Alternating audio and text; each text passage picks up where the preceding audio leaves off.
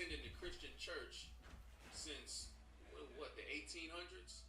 We've been going to that Christian church, man. You understand? And out of the centuries upon centuries of ever learning knowledge that we've been getting out of that Christian church, no one has ever taught our people how to resolve a conflict. And then what they want to do is they want to turn around and then point the finger at the brother or sister that tries to resolve a matter in their own way, right? And they try to look at him like, this man or this woman is ungodly, like, you know what I mean? Like black people, brothers that's in the streets that live a street life, a Christian will point their finger at that brother, you know what I mean? Because he on that corner, he's selling them drugs. He get into a conflict with another black or Hispanic man. His reaction is to solve it with violence. All right. Well, this is the problem with Christianity. The problem with Christianity is that they don't take your Christian pastor doesn't take accountability for his actions, and he doesn't hold himself accountable for the lives that are at his hand. You understand? They don't hold themselves accountable for the lives that, you're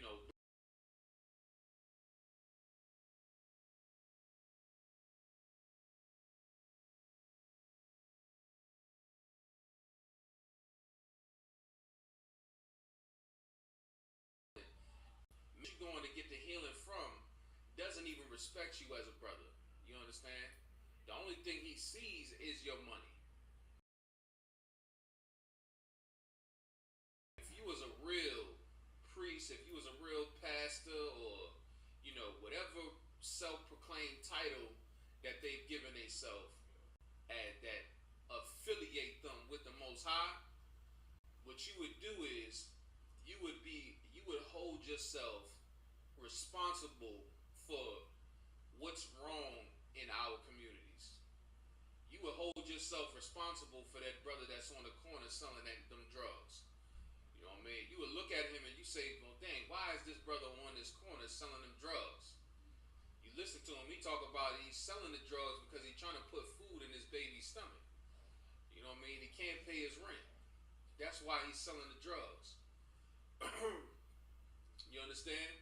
And instead of your Christian pastor like Creflo Dollar or T.D. Jakes that live in multi-million-dollar mansions, you know what I mean, and have multi-million-dollar jets and forms of transportation, you know what I mean? They don't take that money, they don't come together and say, you know what? Let's all come together and resolve the poverty crisis that Black, Hispanic, and Native Indians are suffering from. Let's come together and, give the biblical solution on how to resolve a conflict, so that way the brother in the streets, he ain't out there resolving it, and he's not resorting to violence as a first response to any problem that he gets into, any conflict that he has. You know what I mean? Brothers and sisters all the same. You know what I mean? And that's why you got all that backbiting in the Christian church. Everybody in there gossiping about each other. This one talking behind this one back. You know what I mean? It's a never-ending cycle. You know what I mean? But in the ISUPK, we've been raised up to be responsible, to be held accountable for the condition of our people. You understand? We hold ourselves accountable. And that way, who wants the life of a brother on his hands? You know what I mean? Who want the life of a brother or a sister, you know what I mean, on their hands that doesn't need to be? You know what I mean? Now we feel the oppression, and that pressure gets applied, and the pressure it's gonna force you to get out there and go do something about it. You know what I mean? So that way you can put an end to it, and you don't have to be, you don't have to suffer. You don't have to suffer thinking about, well, man, if only I gave these brothers and sisters this solution. You know what I'm saying? You go out there and we gonna gonna drop that truth on you whether you hear it or you don't want to hear it. You know what I mean? But at least at the end of it all, we can say that we at least told you so. You know what I mean? I mean, like we didn't. How we gonna charge you and we didn't even tell you about what you was doing that was wrong in the sight of the Lord. You know what I mean? We didn't tell you how you dying out here in these streets. And the reason why you dying out here is because you out here breaking these laws, statutes, and commandments that the Lord laid down for us. You know what I mean? So, with that being said, I'm going to get to the scriptures. I know how that's going to go, so I'm going to just get right up in there, all right? You know what I mean? So, like I said, we're going to keep it with the sword, all right? So, right now, we're going to start it off. Let's go to Matthew 18 and start at verse 15, all right? Matthew 18 and 15. Bear with me. Matthew 18.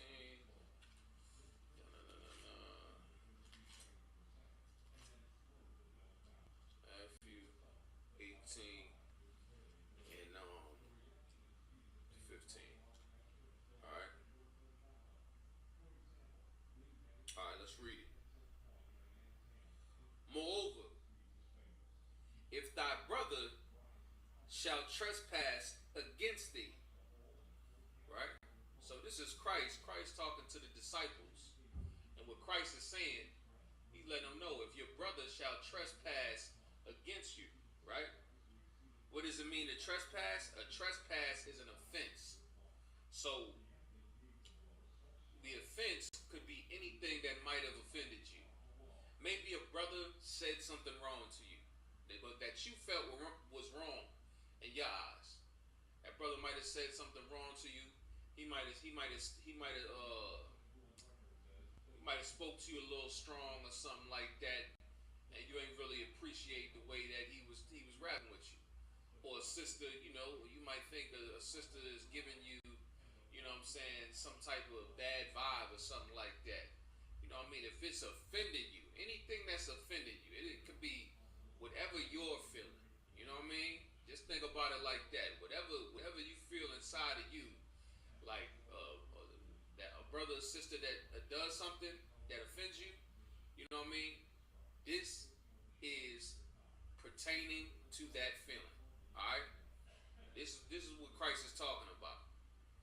You know what I mean? Moreover, if thy brother shall trespass against thee, right? And this goes for sister as well. I know it says brother shall trespass against you. You know what I mean? But what applies to the man, you know what I mean, applies to the woman in this regard. Alright? His fault between thee and him alone. Alright? Go and tell him his fault between he and thee alone. You understand?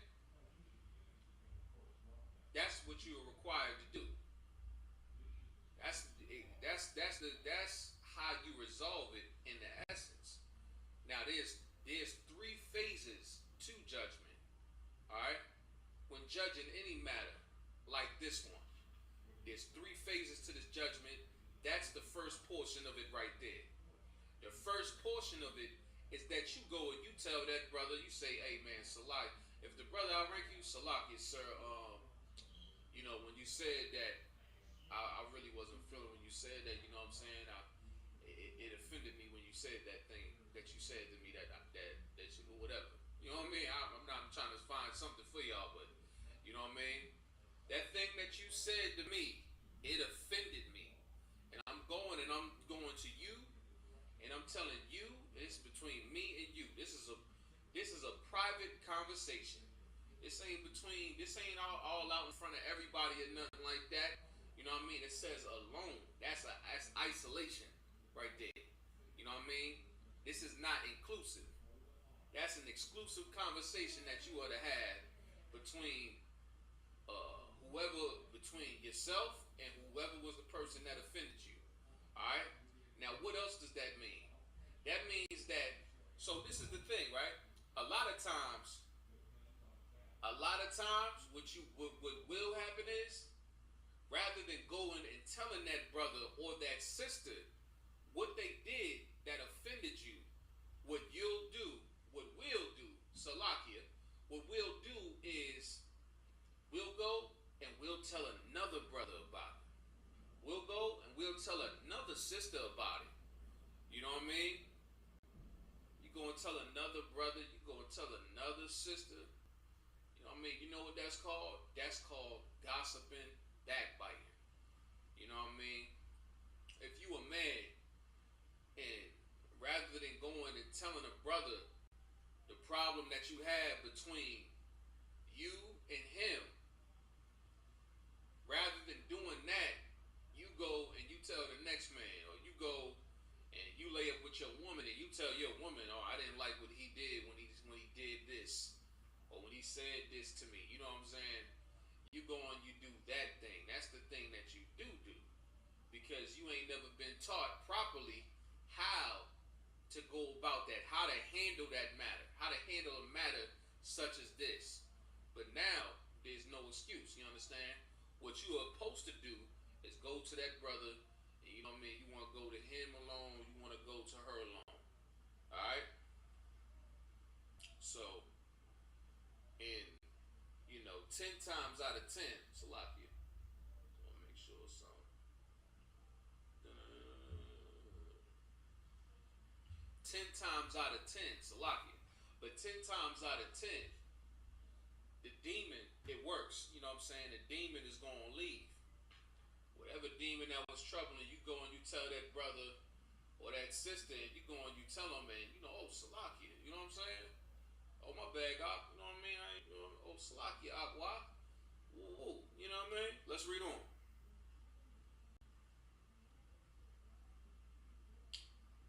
His fault between thee and him alone. If he shall hear thee, thou hast gained thy brother. You know what I mean? That's what if he hears you. So what does it mean when it say if he hear you? If they hear you, that means, oh, Salakia, like I said, oh, Salakia, I didn't mean to say that to you. Oh, I'm Salakia, I apologize that I did that thing to you. You know what I mean? If that's the case, then, you know what I mean? You've gained your brother, all right? You've gained your sister. You gonna tell that sister with whatever little problem you having with her, and she gonna hear what you got to say, and then she say, "Oh, Salakia, Agua, I apologize for that. I really didn't mean to do that." You know what I mean? Now, right there, it ends right there. You understand? That's where it ends. However, if it doesn't, before I go there.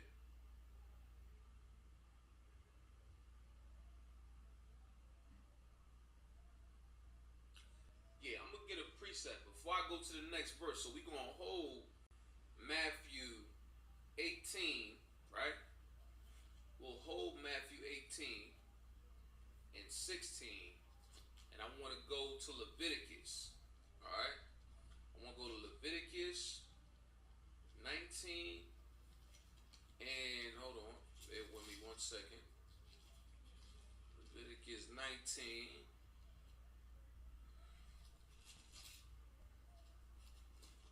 And okay, where we at? 19. Leviticus 19 and 18.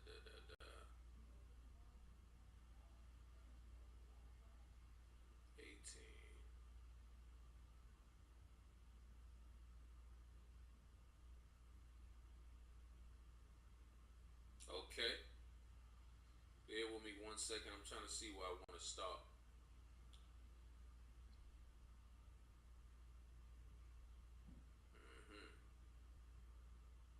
Alright, so we in 16. What is it, 16? Actually, we'll start at verse 1. Nah, we ain't gonna start at verse 1. We ain't gotta do that. But we can go to 17.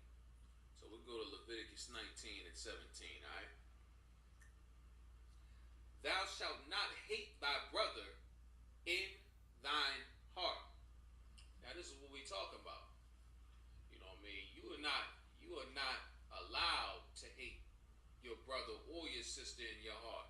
What is your heart? Your heart is your mind. You understand? That's what you are not allowed to do according to the Lord. This is not good in the sight of the Most High. To harbor hatred for your brother in your heart, that displeases the Lord. Or to harbor hatred for a sister, that displeases the Most High. You understand? Now, what does that sound like? What that sound like is, um, you've been offended, right? And you've been offended, and now instead of going to that brother or that sister, you and him or you and her alone, right? Now you don't say anything. And as opposed to doing that, what we read about in Matthew 18 and 15, what you do is you hold your peace. You don't speak on the matter.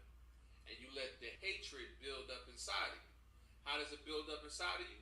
It starts inside of your head. You start thinking evil thoughts about that brother or that sister. You understand? And you're thinking evil thoughts about them, you know what I mean? And you're just walking around them and you acting like everything is tawab, you know what I mean? In reality, it's not tawab, you know what I mean? You should not harbor hatred for your brother in your heart. You should not harbor any type of hatred inside of you for another brother or sister. Alright? We're going to read why. Thou shalt in any wise rebuke thy neighbor. Now, I just want to make a point here, right? When it says your neighbor, right, in the scriptures, now you can clearly see that it's talking about your brother. Your neighbor is your brother, according to the flesh. All right, no sweat. And then not only that, this is talking. When you go to the first verse of this chapter, this is talking. This is Moses being commanded by the Most High to speak to the congregation of Israel. You understand? So this is being specifically spoken to the Israelites. There's no heathens amongst them to receive this message. Alright? However, your neighbor is your brother. Alright? Your kin, your blood according to the flesh. Alright? No sweat. So it says, thou shalt in any wise rebuke thy neighbor. Now rebuke thy neighbor meaning what? Meaning thou shalt in any wise correct that brother, correct that sister. Alright? That's what you should do. Okay? Let's read on. And not suffer sin upon them, upon him. Right? So, like we said, you gotta go and you gotta talk about it. Because why does it say thou shalt not suffer sin upon him? What it mean when it say that is, you know, after so much pent up hatred or hatred that you have harbored inside of you, as it begins to grow, over time, you know what I mean, what you'll notice is you are very close to what is that? Your breaking point. You know what I mean? And then eventually you might just snap on somebody, which is not a good thing. You know what I mean? That's how brothers and sisters get killed too. You know what I mean? You don't go and you don't say nothing about the problem that you have, and you just let that thing build up, and then before you know it, that person is going to keep offending you. Why are they going to keep offending you? Because they don't even know that they're offending you with what they're doing, and now they keep doing that same thing to you, and then now it's gonna build up on you. You understand? And then they'll do other things that you don't like, and now that's gonna build up, and then it gets to the point where y'all in a full out physical altercation. You know what I mean? That's what it will come to. It resorts to a physical altercation between you and that brother or that sister or what have you. You know what I mean? Why? Because you didn't communicate. You didn't talk. You didn't speak about what was troubling you. And because you didn't do that, because you didn't speak about what was troubling you, now you done stab this brother. You know what I mean? You done shot this brother. You done hit him. You know what I mean? You done did bodily harm to this brother or this sister. You done snatched her by the wig. You know what I mean? And grabbed the ponytail and got it in. You know what I mean? So, you know what I mean? And then what we are oftentimes we would associate that with being strong. You understand? Like people think it's weak to ask, "Oh, he trying me, he testing me." You know what I mean? You know what I mean? He trying me, he testing me, or what have you. And you think that person is trying and testing you. You know what I mean? And they're not trying, they're not testing you. You know what I mean? And you think when you wipe the floor with them, now you've gotten respect. You understand? Now that and then the people around you, oh, you know, yeah, she wild on her, she whooped her tail. You know what I mean? Oh, he folded that cat. You know what I mean? He jacked him all the way up. But this is what they don't understand. By you beating that brother or sister up, or stabbing them, or shooting up, or whatever bodily harm that you do to that brother or sister, because you had hatred harbored up in you for them that you never communicated, that does not make you strong. And in fact, what it does make you is weak. You know what I mean? That makes you weak. That's not a show of strength. You know what I mean? That's not how you show that you're strong. By going and shooting a brother or shooting a sister because, you know what I mean, you never talked about a problem that they did. You know what that's called? That's called being passive aggressive. You know what I mean? And that's not respected. You know what I mean? You got a problem, you got an issue with any brother. You got an issue with a man above you or something like that, or something that that brother did or said, man. You know what I'm saying? Go and tell him about that thing. You understand? Go and tell him about it. Um, of course, do it in a respectable fashion. You know what I mean?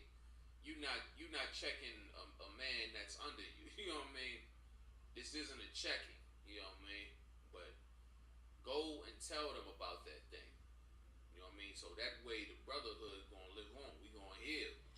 You know what I mean? Um, don't start doing little things and then thinking that you affecting that brother. All right? Like don't start don't come to camp and come through dressed like, oh, I don't care. I'm gonna come through it. I'm gonna dress jacked up to camp.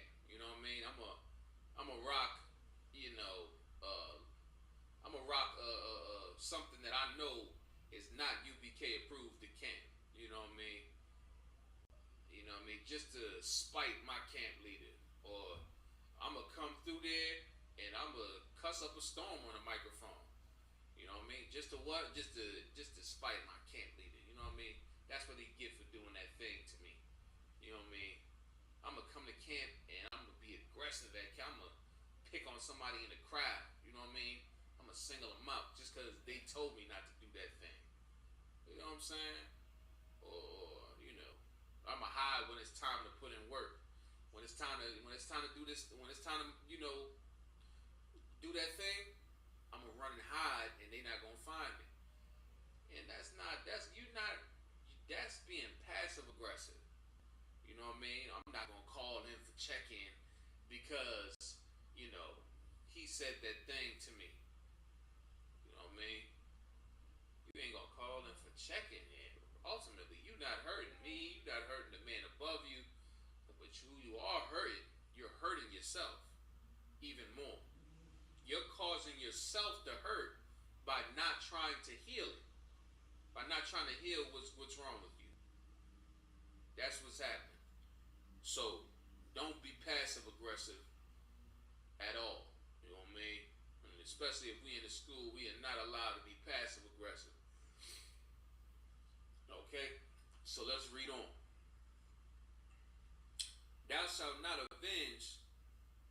Okay, let me see. Matter of fact, here's the come on statutes. Now we're gonna go back to Matthew 18, and then we'll read on from 16. I just wanted to get that real quick before I kept it pushing. All right. But Matthew 18, verse 16. But if he will not hear thee, if he will not hear thee, right? So if he will not hear thee, meaning what? Meaning this brother or this sister feels like, hey, listen, Aquab, I didn't do nothing wrong, man. You tripping, you out your mind. You understand? The Bible says this and that. This is what we are able to do, and it's according to the Bible. It says we are able to do that thing. You know what I mean? And you just not, you like, man, I just can't let this thing go, man. I can't let it go like that. You know what I'm saying? It's really troubling. It's troubling my soul. You know what I mean? And you know, he's saying he will not hear thee. Let me read on. I'm getting at myself. Then established. You know what I mean? Call them. Some might say, might. I never did that. I never said that. You know what I mean? I don't know what you talking about. I never said that. I never did that. Oh, Shalab. All right, no sweat. But listen, remember, Officer Isaiah was there. Remember, Officer Rakai was there. Boom. You know what I mean? And you said that thing. They was there too. Yeah, I can bring them right now. They gonna tell you said that. You know what I mean? All right, go ahead and bring them through. You know what I mean? Rock and Isaiah said, yeah, he said that thing. You know what I mean? He said that thing that you said he said. I remember hearing that. Yeah, I was there. You know what I mean? 2 or 3 witnesses that every word may be established. Because of course, if it's just your word against mine, and we going back and forth, and somebody saying I didn't do this and I didn't do that, and I ain't say this and I ain't say that, you know what I mean? What are we going to do to validate it? You understand? What are we going to do? What's the method that we're going to employ to validate the statements that are being said? What you're going to do is you're going to call in that witness, that 2 or 3 witnesses. You understand? And of course, you know what I'm saying? So let me just read on though. Alright. And if he shall neglect to hear them, right? So if he shall neglect to hear them, so the witnesses that you call for, the 2 brothers or whoever, Shalaki, you know what I'm saying? You know what I'm saying? We gonna get it in though. Now you bring the 2 witnesses, right? And you bring them 2 witnesses in, the brother, the whoever your 2 to 3 witnesses are that were there to witness what was said or done, and they verifying it, and he says or she says, I don't know what type time y'all on. Y'all on some sneaky stuff. Y'all put this together. You know what I mean? Y'all tight like that. That's why y'all coming at me like this. You know what I mean? That's the only reason, because y'all brothers stick together like that. You know what I mean? So of course he gonna stick up for you. That's your man's. You know what I'm saying? Alright, no sweat. You know what I mean? But if so now, this is the case. If he neglect to hear you, right? Don't just jump to don't go 0 to 100. You know what I mean? Accelerate slow and steady. You know what I mean? That's how we gonna get it in. You know what I mean? Right here, obey the speed limit. This is like obeying the speed limit. You don't want to go 0 to 100 or what have you. You know what I mean? Stick to the speed limit, and you're gonna be just fine. And right here, this is what you have for it. Right here. All right. So this is the next. This is the next sign right here. This is what you do. All right. And if he shall neglect to hear them, tell it unto the church. Right. Now, if he neglect to hear them 2, 3 witnesses, you know what I mean? Tell it unto the church. Oh, Salaki. And another thing, you know what I mean? The other 2, 3 witnesses, right? The other 2, 3 witnesses, like to bring it to our time, right? Where we at right now. You know what I'm saying? That would be like so let's say you went to a brother, you went to a sister, right? Salaki. You went to a brother, you went to a sister, and you know that brother or sister, they didn't hear you out. You know what I mean? The next step to that would be a minor council. You understand? So that'd be a minor council between you and the offender and the camp leader, and I believe a general comes in on them councils as well. You understand? So take that in mind to consideration also. So now you seeing a whole method being employed just to resolve this matter. Well, not because it's just any matter, but because every matter, any matter, no matter how small, is of importance when it comes to making sure that the brotherhood and sisterhood lives in here. You know what I mean? It's very, very important. All right.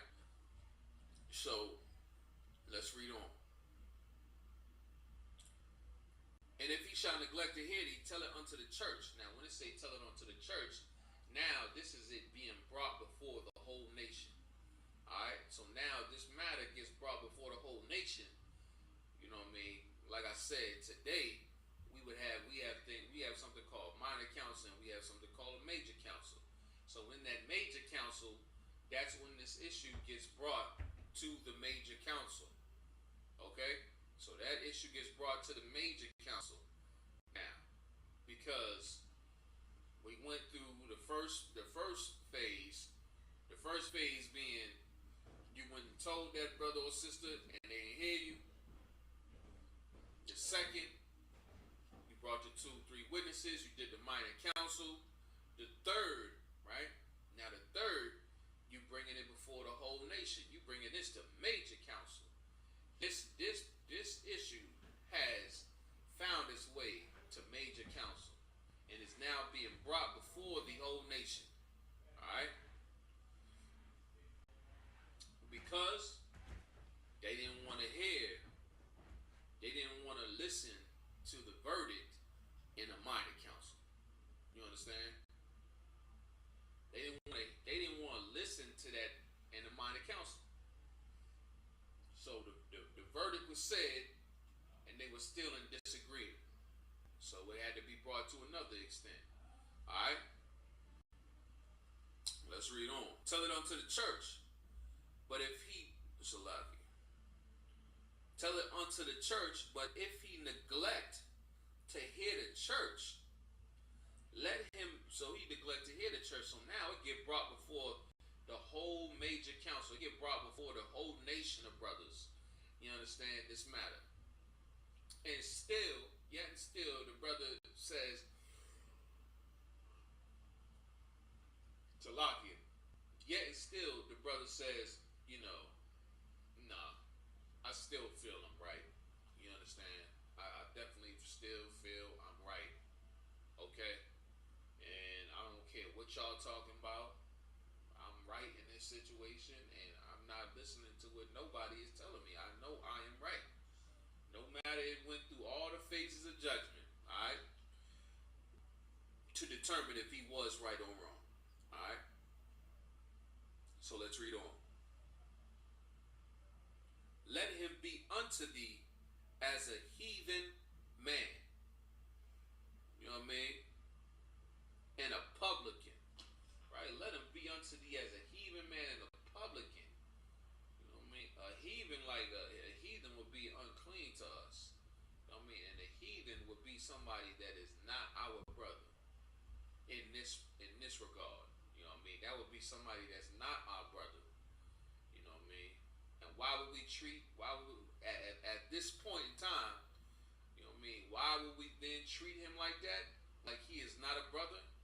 The reason why is because he was never a brother to begin with. You know what I mean? He never wanted to be a part of this. He never wanted to be a part of us. You know what I mean? She never wanted to be a part of us. You know what I mean? Listen to all the counsel. You know what I mean? Everything was done properly and in order, and yet still they neglected to accept the fact that they were wrong. And why is that? It's because they were never a brother in the first place, and they were never a sister in the first place. All right? That's the most important thing right there.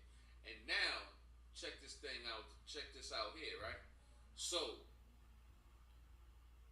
think about that. You know what I mean? And then before truth, man. You know what I mean? If you just leave the truth because you got a problem with a brother or something like that, and you just leave the truth, you also never wanted to be you were never a brother in the first place. You know what I mean? You never wanted to be a part of us in that. You know what I mean? In doing that, you never wanted to be a part of us by just not going. And it's weak of you to do that. You know what I mean? Before you leave the truth, man. If you really a sincere brother or sister about this truth, before you leave the truth, call and get counsel on what is bothering you. You know what I mean? Don't just leave the truth. You know what I mean? Because if you did, I mean, you can do that. It is what it is. But you know, if you were sincere about this, you know, don't go about it in that way. You know what I mean? Because you are definitely destroying yourself, man. You know what I mean? Definitely. So, with that being said, matter of fact, I want to pull one that I didn't have on standby. Let me get one more right quick for y'all. You know what I'm saying? I mean, we gonna get a couple more, but I just want to pull this other one. So bear with me. All right. Let's go to Ephesians 4:26. All right. We're gonna go to that. Ephesians 4:26. Nah, nah, nah, nah. Let's go there. You know, it's right here, man. We gotta learn to abide by this, man. You know, just because you throw on fringes, you put on a you put on a garment, you know what I mean, down to the foot. You got your girdle, you got your headpiece on, or what have you, and stuff like that, and you look like an Israelite. It don't really make you one. You know what I'm saying? It doesn't make you. It doesn't. The Lord doesn't respect you in that regard. You know what I'm saying? Because you got the outer appearance of an Israelite. You know what I mean? Like that ain't what's up. You know, if you really want to be an Israelite, then what you would do is you would do what the Bible tells you to do. You do what the Most High tells you to do. All right. And the Lord told you to resolve that conflict. All right. So let's make sure that we stay upon it and we not just giving lip service, because oftentimes, you know what I mean, that's what I'm saying, that root and core of it all, you know what I mean, I can't say it enough, the root and core of it all is the Christian church. You know what I mean? That's the reason why we think that all we got to do to roll with the Most High is sing them a goddamn song or something like that. You know what I mean? When in all reality, the Most High requires action. You understand? He requires obedience. What does he require you to be obedient to? Him and the laws that he gave you. You understand? We can't just roll up in anywhere, just be, moving however we want to move, and then talking about, yeah, you know what I'm saying, bless God and what have you, and the blood of Jesus Christ, and yeah, I believe in my God and what have you. That's not the move, man. You know what I mean? The Lord don't get down like that. The truth is you're gonna have to do things that you wouldn't normally do. You know what I mean? You're gonna have to stop eating that pork, crab, shrimp, and lobster like before you know what I mean?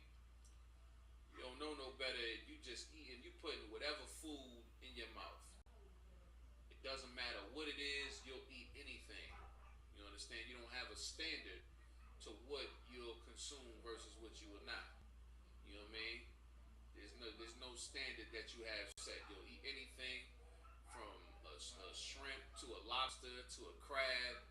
You know what I mean? There's no restriction. You know what I mean? Just have you just do whatever you want to do. There's no restriction to the woman that you're gonna lay down with. You know what I mean? You sleep with all races. You know what I mean? That's how you feel. You sleep with all races. You sleep with all different type of heathen women. You know what I mean? You eat whatever food you want to eat. You live life according to some, you know, fictitious law system that you have in your mind. You know what I mean? When of course, if we all go based off of what we think is right, you're gonna have chaos because nobody's what you think is right, what I think is right, is never gonna align 100%. Because we two different people, we got two different experiences. You know what I mean? We think differently. So you're gonna do things that you think is right, and I'm gonna do things that I think is right, and you're gonna do things that I think is wrong, that you think are right, vice versa. You understand? So we need that. We need that structure. We need that law. We need that moral compass to guide us in what we doing. You know what I mean? Or else, as a people, like, don't just think selfishly. If you think it selfishly, yeah, you good selfishly. You know what I mean? If you know what I mean? But that ain't brotherhood.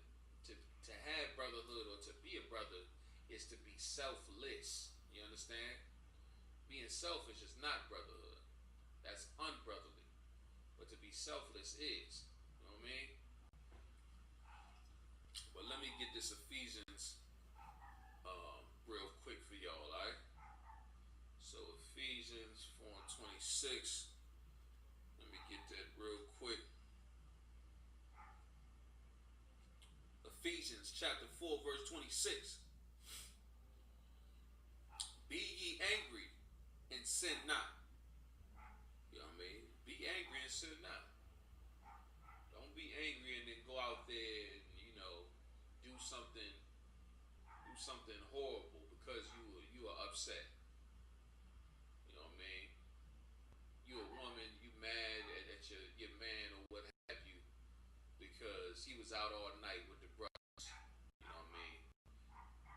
And you suspect him of cheating. He came in the house and you thought he smelled like perfume. And you said, oh, surely he was cheating. And then you want to throw hot grits on him in the morning or something like that. You know what I mean? You want to do whatever your grandmother showed you how to destroy a man. You know what I mean? You mad because your man got another woman and you want to go and you want to put him on child support. Alright? As a form of revenge, like the sister it ain't even about the money factor. It's the broad, she'll put you on the child support for the simple fact that you got another woman. Oh, you want to get another woman, huh? Alright, no sweat. You go ahead and do that. I'm going to stick this child support on you. I'm going to stick it to you like that.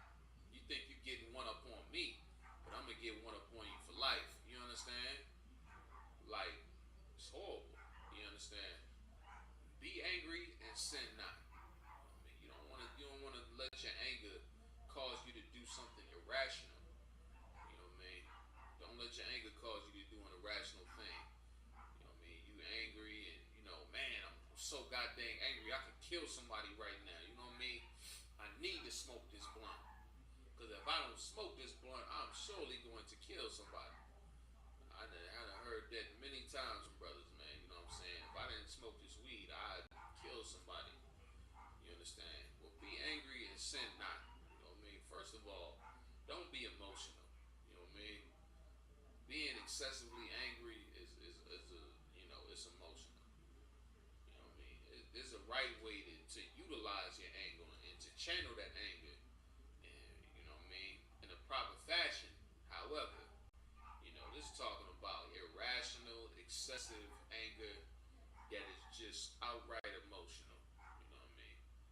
If you brother, you know what I mean, you don't want to be emotional. That's a female character trait.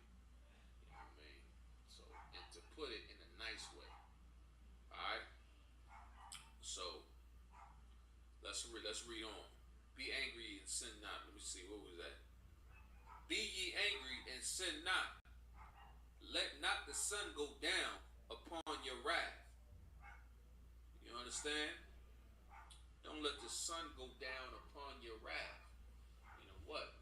That you had a problem with somebody and you didn't use the strategy that was given to you. You know what I mean? You didn't use that to heal somebody that's hurt.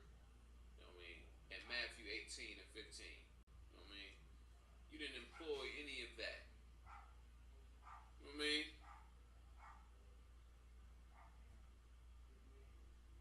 Before the sun went down. Now, why is it saying this? It's saying this because this is to show you how the importance of brotherhood. This is the importance of healing somebody that is hurt. You know what I mean? Somebody that's been hurt, you gotta heal that brother, you gotta heal that sister, man. And it should be your top priority. You know what I mean? Don't even go to bed. Did I get that one yet? Where it said if you go to the altar? Oh, I think I skipped. I didn't read over there, huh? But that's what it's that. I'm gonna get that next. I'm gonna get that next, alright? No sweat. But yeah, you understand?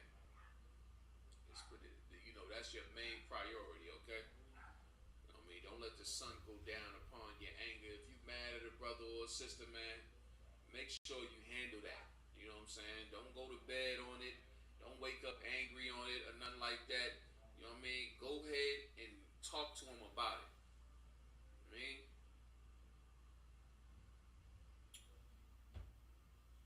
let me see if I can get that scripture real quick.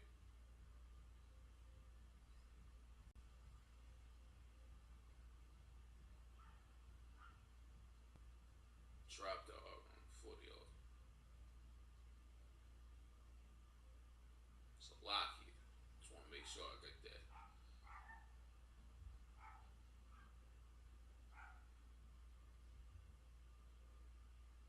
All right.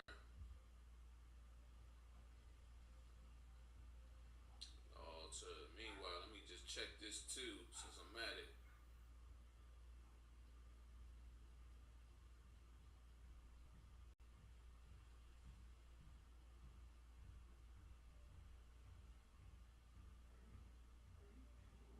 All right. Let's go to Matthew 5 and then we start at 23. All right. Ooh. Matthew 5 and 23.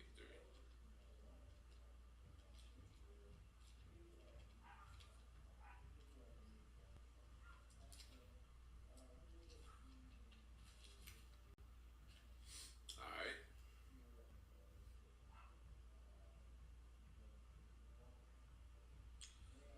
Matthew chapter 5 verse 23. Matter of fact, I'm gonna start at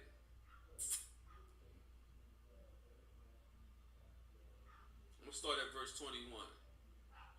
Ye have Matthew 5 and 21. Ye have heard that it was said by them of old time. So y'all, we heard this from the prophets of old that came before us. That left, you know what I mean? Our records here. Let's read on.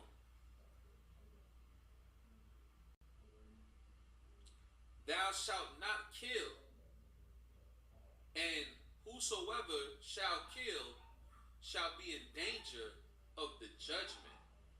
Right? So it says, whosoever shall kill shall be in danger of the judgment, right? That's a heavy thing. You think, okay, yeah, that's a righteous act. You know what I mean?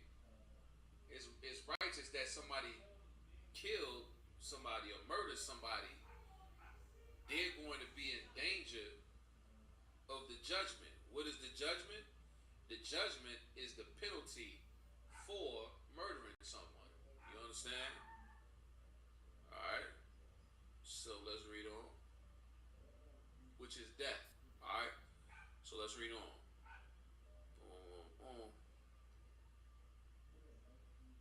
So now we heard this thing said before, right? But I say unto you, so this Christ speaking here, all right? But I say unto you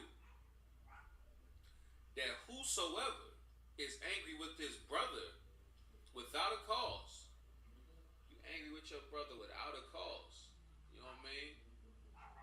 Like, not speaking on your, not speaking on the issue that you have and getting angry with at your brother without a cause, because like I said before, you angry at this brother, you something to you that they don't even know that they're doing wrong or that's offending you. You know what I mean? So now let's just hone in on. I want to lock in on this though. You know what I mean? But I say unto you that whosoever is angry, Shalakia, that whosoever is angry with his brother without a cause, well, you just being an outright hater. You know what I mean? You just hating on a brother or hating on the sister. You know what I mean? Mad because the sister, you think the sister prettier than you or something like that, or what have you. You know what I mean? Or you think the brother's, he's flyer than you or something like that. You know what I mean? You hating without a cause. You know what I mean? You hating your brother or sister in your heart without a cause. Shall be in danger of the judgment. Now, this is likening hating your brother or sister in your heart without a cause to the same judgment as a murderer. So if you hate your brother or sister in your heart, you know what I mean, without any reason for it, you are the equivalent to the murder. You are equivalent to a murderer. You know what I mean? And you are in danger of that same judgment. You are in danger of being put to death for that. You understand? Salaki.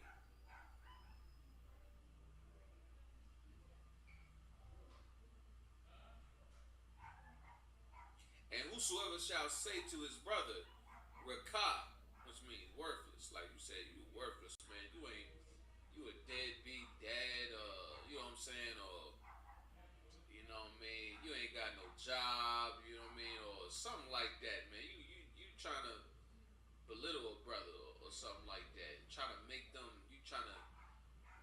feel like they're worthless. You understand? You calling that brother or that sister worthless. You know what I mean?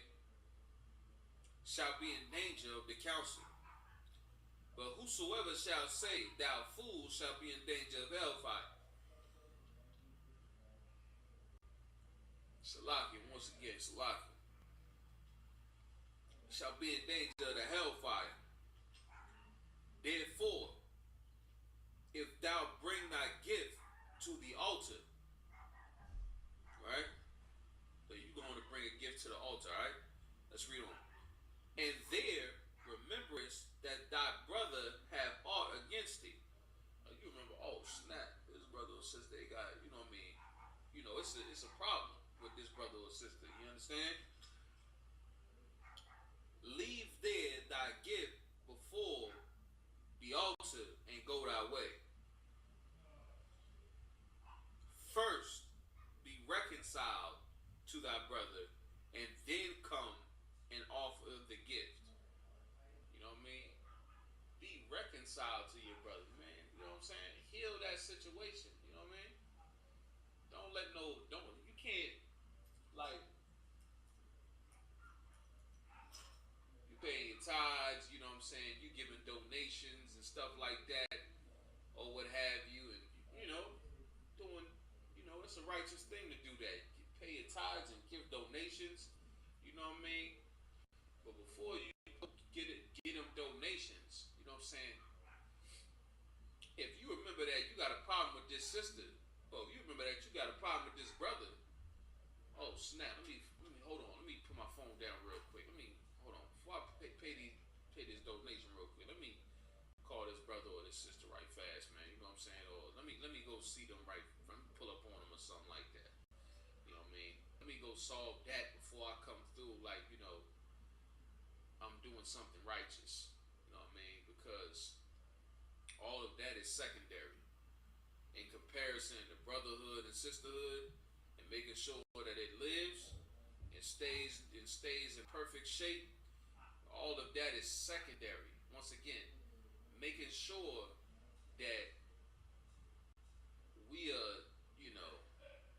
we love each other. I hate to say it because it sounds kind of Christian. You know what I mean? They put a real stank on it. But you know what I'm saying? Love is different. You know what I mean? In the Christian church, you could love everybody. You could love everybody and don't have no rules around it. You understand? And there's no perimeters. You know what I go past all the boundaries. The pastor could sleep with your wife or what have you. You know what I mean? You could do all manners of evil inside that Christian church. The pastor could steal all your money in the tithes and buy a multi-million-dollar home. You know what I mean? Meanwhile, it's Negroes out here that can't pay their rent and that's starving on the corners and homeless, sleeping in on cold concrete floors in the dead of winter. You understand? You know what I mean? Love is different according to how the Lord laid it down. You know what I mean? Love comes with, you know, love is conditional, and those conditions are subject to the laws. You understand? That's what love is subject to, the laws that come with it. You know what I mean?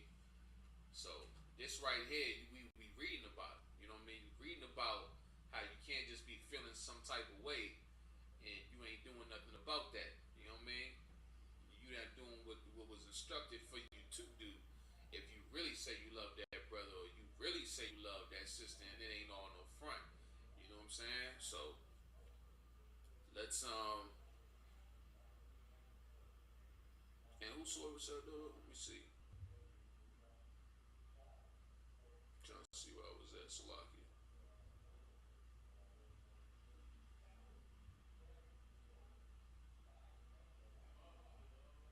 I'm saying that was pretty much it with that one though. You understand? That's pretty much it with that one. We'll definitely just keep it pushing. You know what I mean? We at the halfway, so I'm gonna check up on this thing real quick. Alright? I'm gonna check up on that. Alright? No sweat.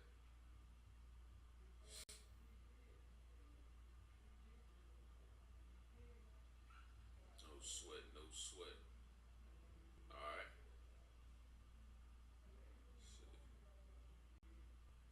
Alright, that's solid. We right on there. Let's see what we looking like on here.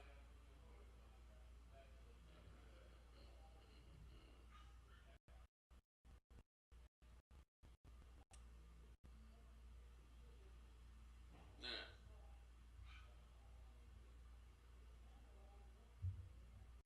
let's go to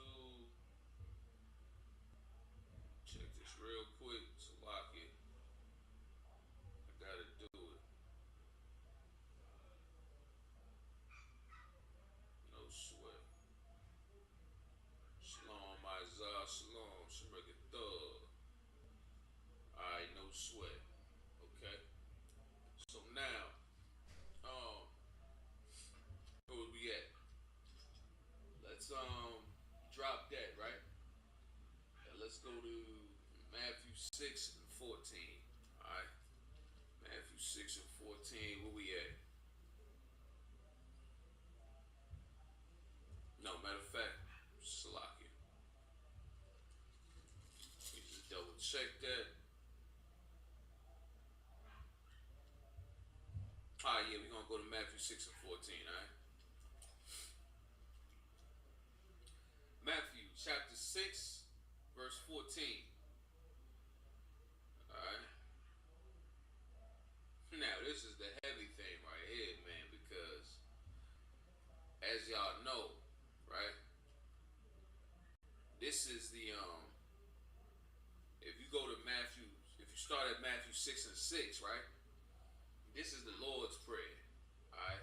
And every Christian knows the Lord's Prayer. Alright? And you can have cats and they got that Jesus piece, they got that cross hanging on their neck, and you know, they kissing it and all of that.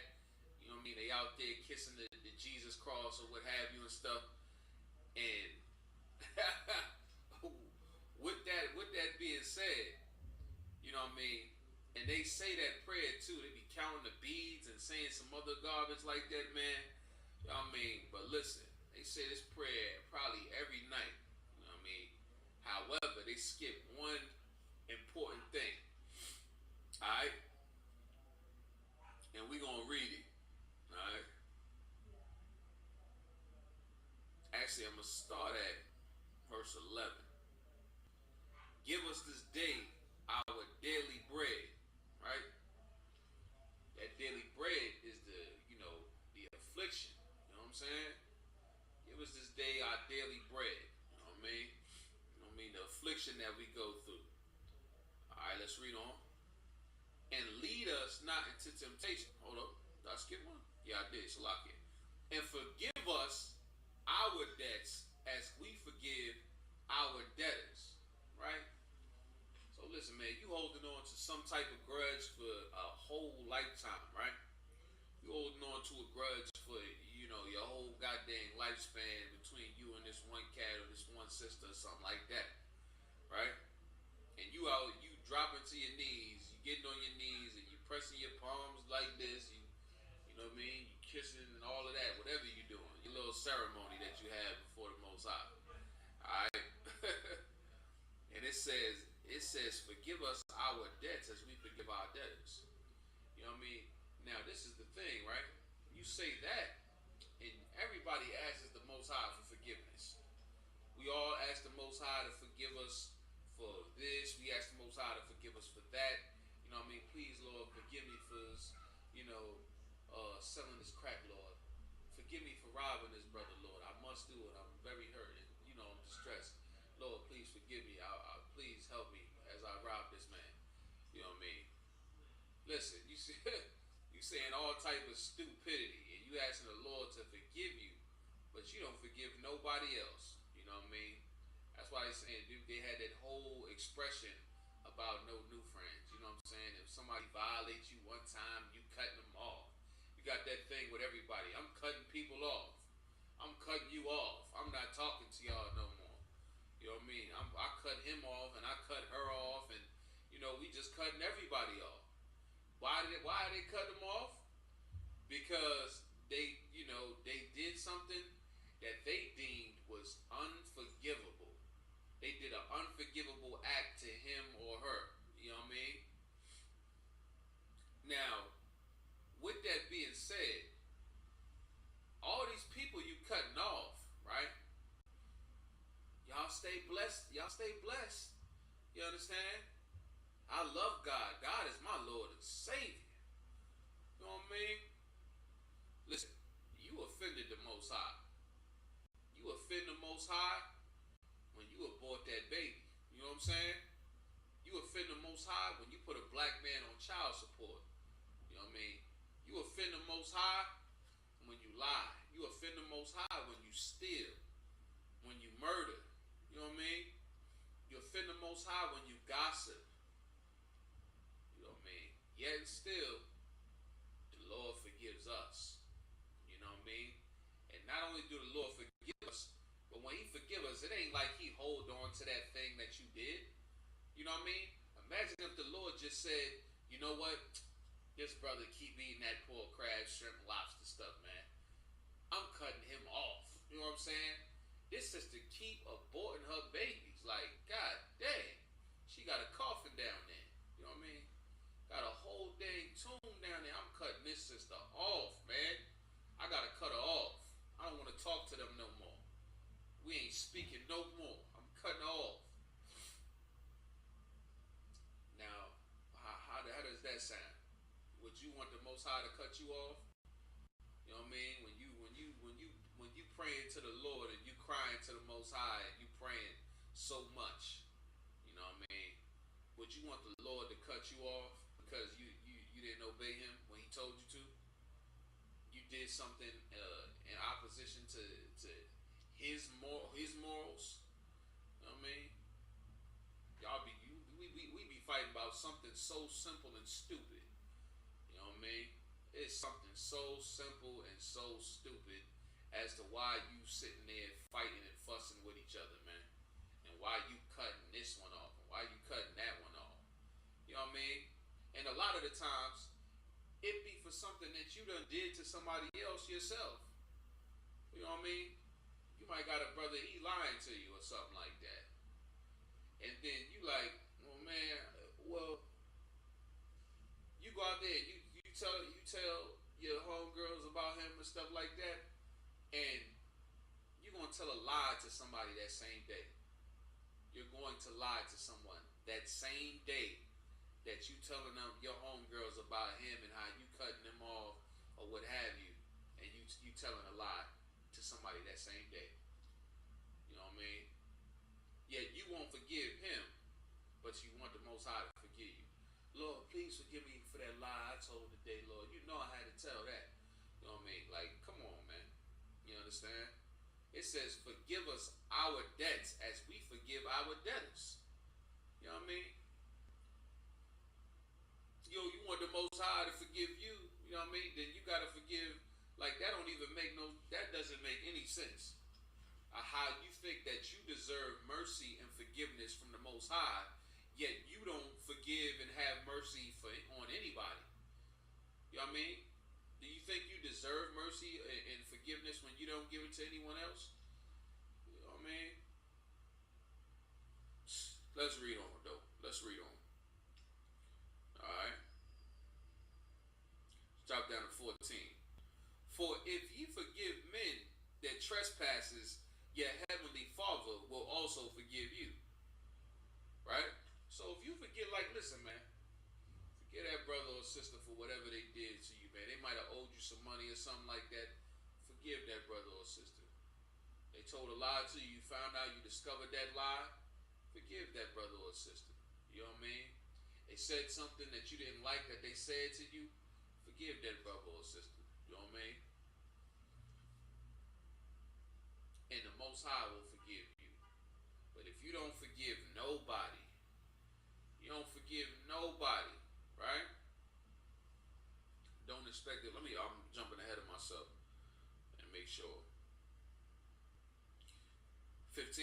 But if you forgive not men their trespasses, neither will your Father forgive your trespasses. You know what I mean? That's it on this. So, but that's the same thing. That same principle is going to apply to you when it's time for the Most High to give you forgiveness for that unforgivable thing you did. You understand? I'll be very merciful, and very forgiving. You understand? You want the Most High to forgive you and have mercy on you for the unforgiving. Let's go to Luke 7 and 3. All right, go to Luke 7 and 3. Luke chapter 7 and verse 3, alright? 7.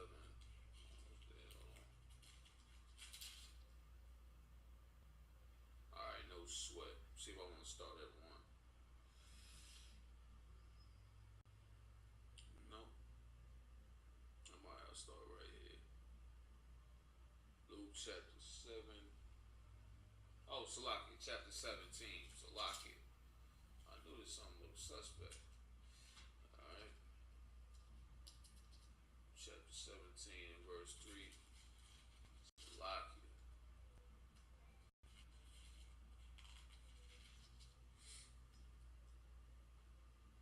Alright, let's get it.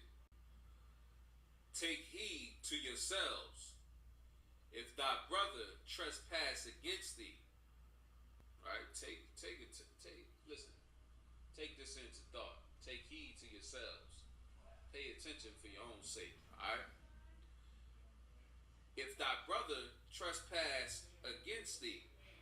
So if your brother trespassing, matter of fact, I might want to start up. Salakia. I want to go to verse 1. Salakia. We're going to go to verse 1. Then said he, Luke 17 and 1. Then said he unto his disciples, it is impossible that offenses will come. Like, it's impossible, but that offenses will come. Alright? You're going to get offended in this truth, man. Somebody's going to offend you in the end. Alright? But woe unto him that whom they do come. Slaki. But woe unto him through whom they come. Alright? Let's see. It were better for him that a millstone were hanged about his neck and he cast into the sea, than that he should offend one of these little ones. Alright? Let's read on. Take heed to yourselves, If thy brother shall trespass against thee, rebuke him. Right? So if your brother trespass against you, rebuke him. Right? And this is Christ talking to his disciples. Alright? If your brother trespass against thee, rebuke him. And if he repent, meaning what? Meaning he feels sorry for that thing that he did, you know what I mean, to you. And it causes him to change his actions. You know what I'm saying? He say, oh man, I'm sorry. You know what I mean? I apologize. You know what I mean? I didn't mean to offend you, brother. Alright? Forgive him. You know what I mean? He took it like a man, you know what I'm saying? He ain't, you know what I mean? He just took that thing and he apologized and he told you he won't do it to you no more. You know what I'm saying? Let's read on. And he trespass against thee, and if he trespass against thee 7 times in a day, and 7 times in a day turn again to thee, saying, I repent, thou shalt forgive him. Now that's the thing. There ain't no cutoff limit, man. You know what I mean? That's the thing. Like if he comes to you 7 times in a day, is it 7 times literal? No, the 7 times is saying what? The 7 times is saying, you know, not one, you know what I mean? Not two, not three, you know what I mean? That was getting, we getting somewhere. Not four, but 7. You know what I mean?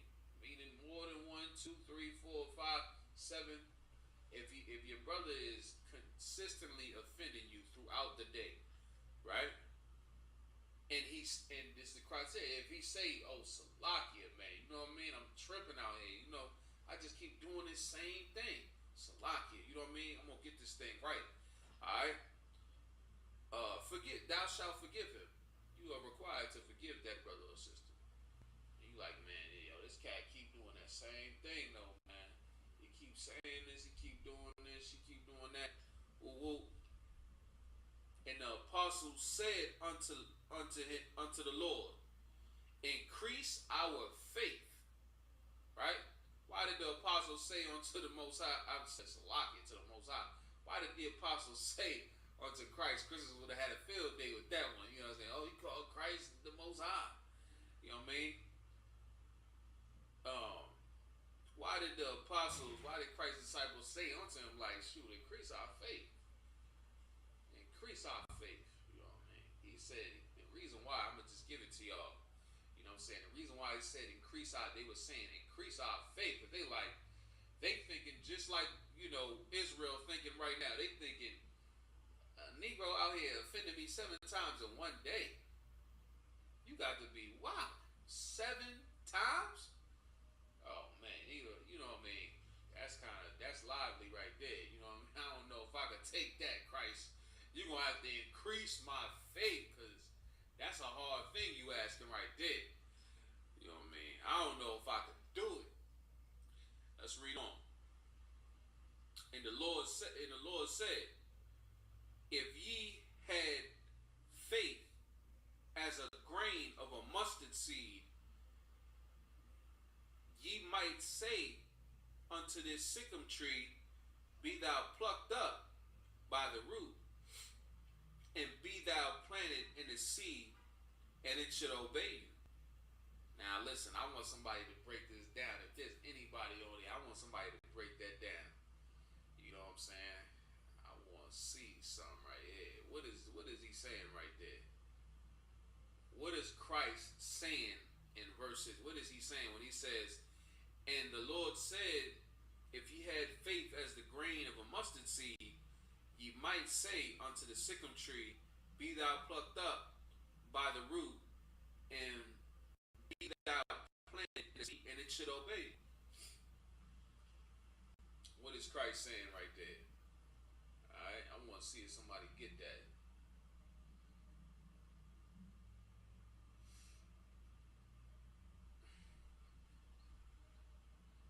Let's see if somebody get that.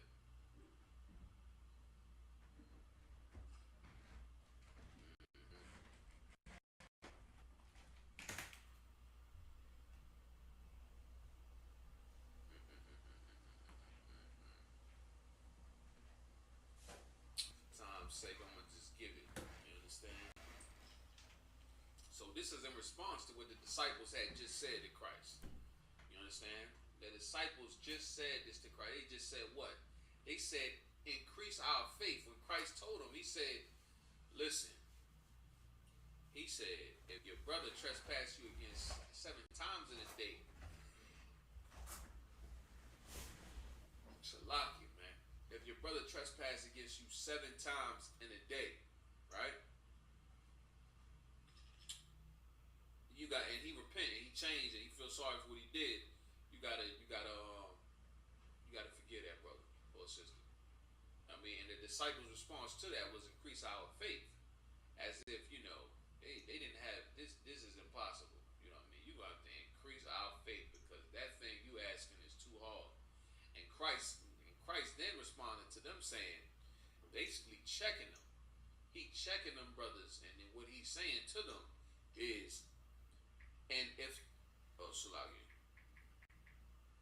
And the Lord said, if ye had faith as the grain of a mustard seed,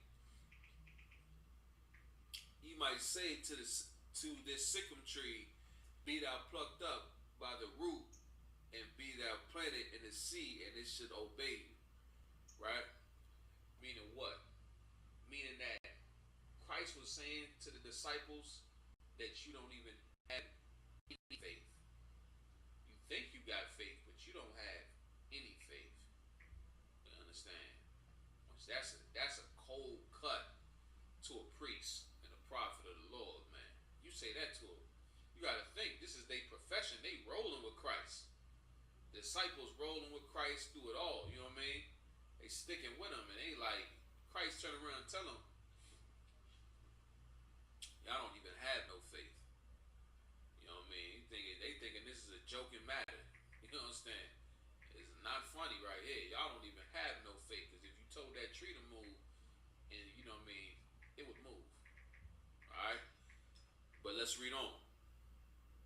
And will not rather say unto him, so let's get the whole verse. But which of you having a servant plowing or feeding cattle will say unto him, by and by, when he is come from the field, go and sit down to me? Like, who's going to do that? Which one of y'all, which one of us here is going to have a servant, you know what I mean? And when he come in from feeding the cattle, you know what I mean, we say unto him, have a seat, go ahead, sit down, get something to eat, you know what I mean? And will not rather say unto him, make ready wherewith I may suck. You know what I mean? Meaning what? Meaning, which one of us is not going to tell the servant, even though he's been outside all day or what have you,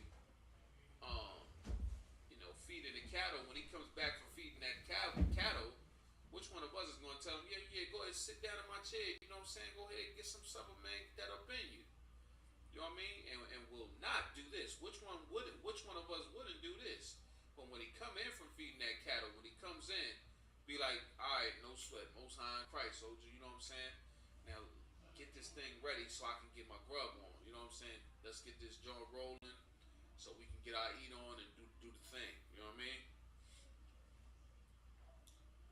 And gird thyself and serve me. You know what I mean? And tell him to get ready, because that's what a servant's job is to do. Till I have eaten and drunken. Till he have eaten and drunken, right? And afterward thou shalt eat and drink, right? And afterward thou shalt eat and drink. You know what I mean? This is a tradition, like I said, that we keep in the truth. You know what I mean? You're gonna have the master gonna eat before the servant. You know what I'm saying? The highest ranking man gonna eat first. You know what I mean?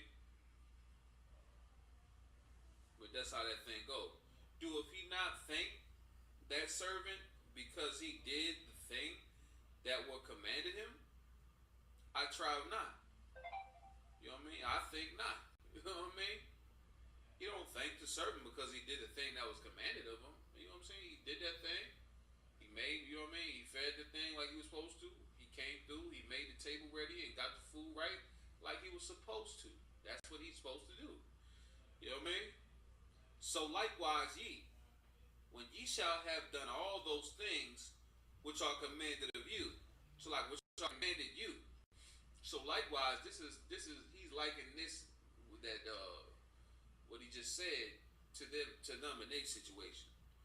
You know what I mean? When you done everything that was commanded of you, we are say we are unprofitable servants. All right. So when you do the things, all the things that was commanded of you, say to yourself that we are unprofitable servants. You understand? Because that's what you were supposed to do. Like we were supposed to get out there. We were supposed to teach on them corners. We were supposed to teach classes. You know what I mean? We were supposed to keep the law or what have you. You know what I'm saying? That's all like the bare minimum. You understand? That's the things we were supposed to do that we was commanded to do. All right? We were ordered to do these things.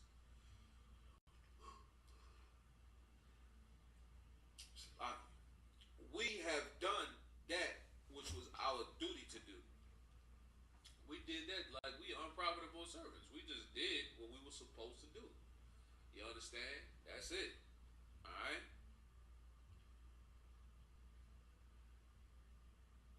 That's it on that. You understand? But let me see. I'm gonna get another one for y'all real quick. You understand? A lot of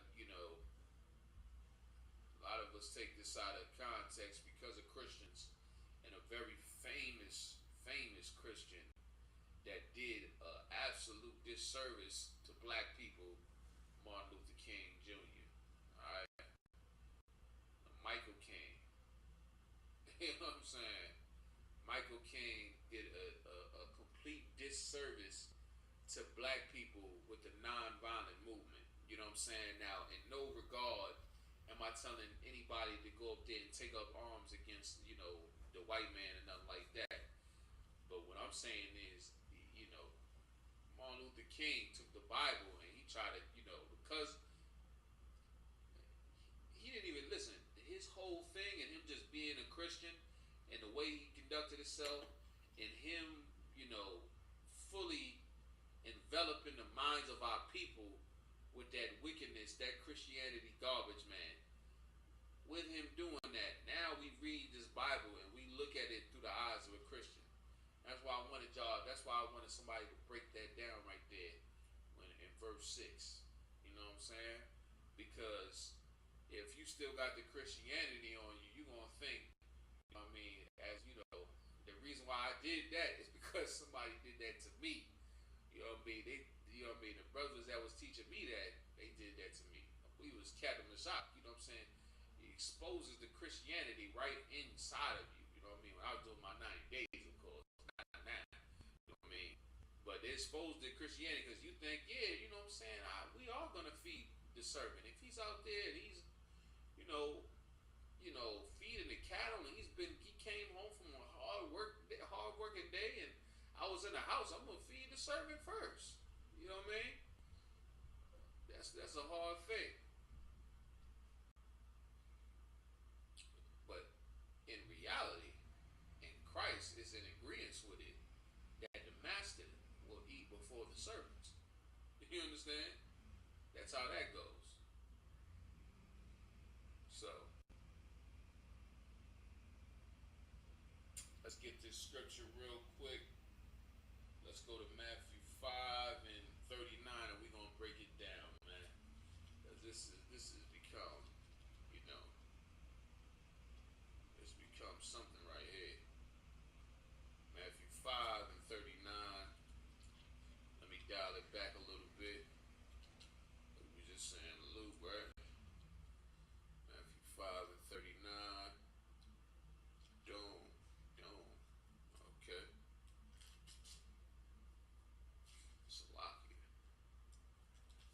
I don't know who that is. Matthew 5. Matthew chapter 5, verse 39. But I say unto you, let me see if I want to start up. Start up a few verses.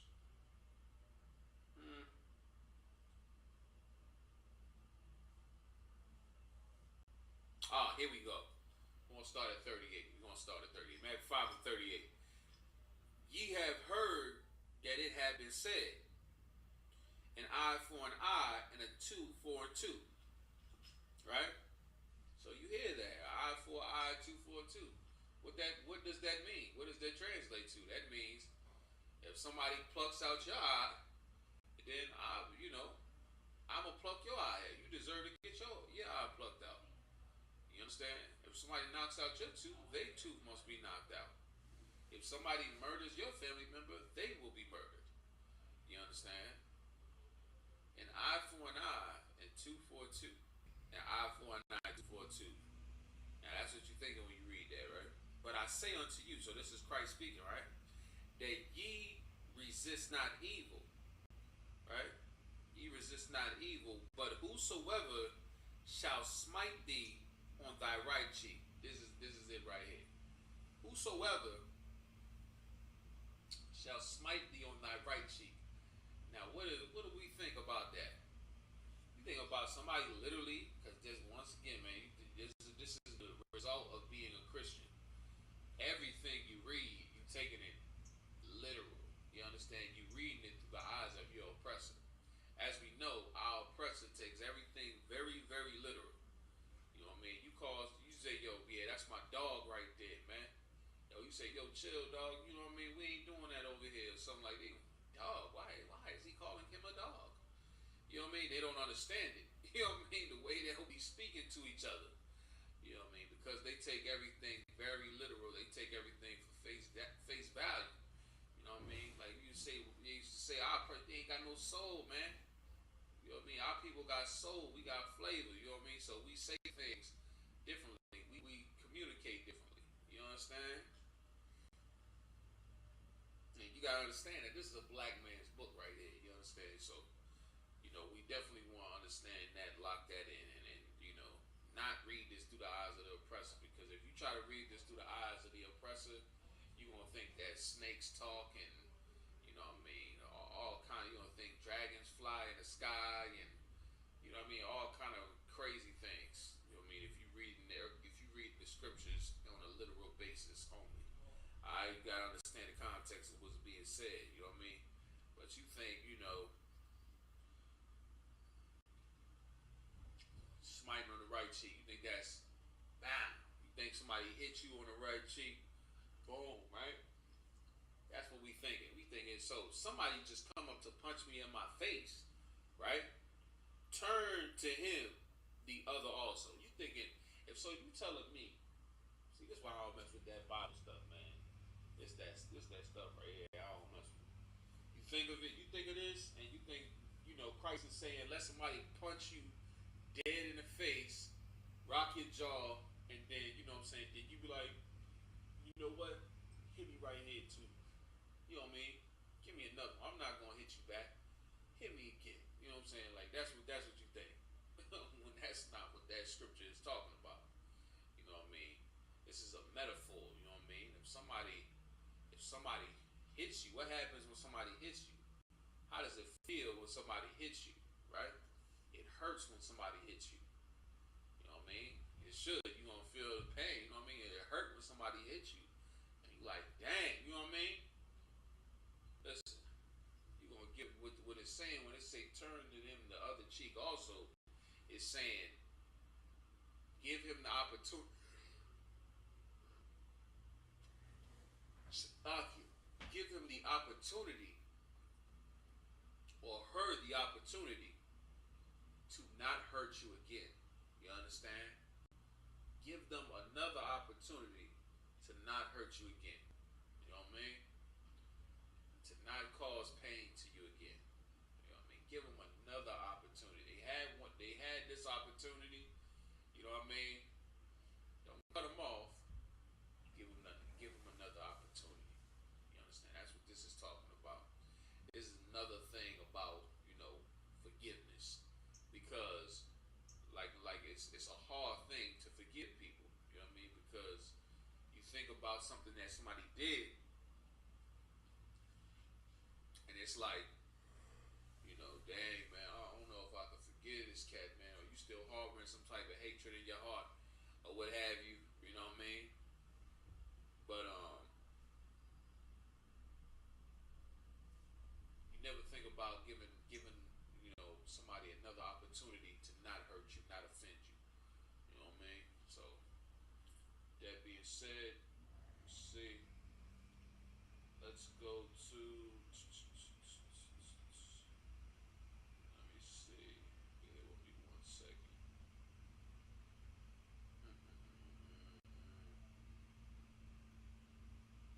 Let me see if I want to get that real quick. Bear with me. I'm gonna pull something right fast. Just gotta check it out real quick. All right.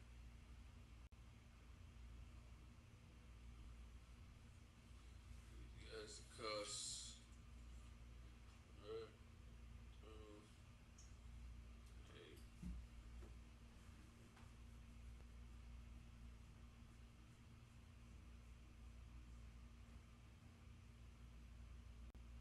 All right, here we go. This one I'm gonna read for y'all, right? So we're gonna go to Ecclesiasticus 28, and let's start at. Hold on. Uh huh.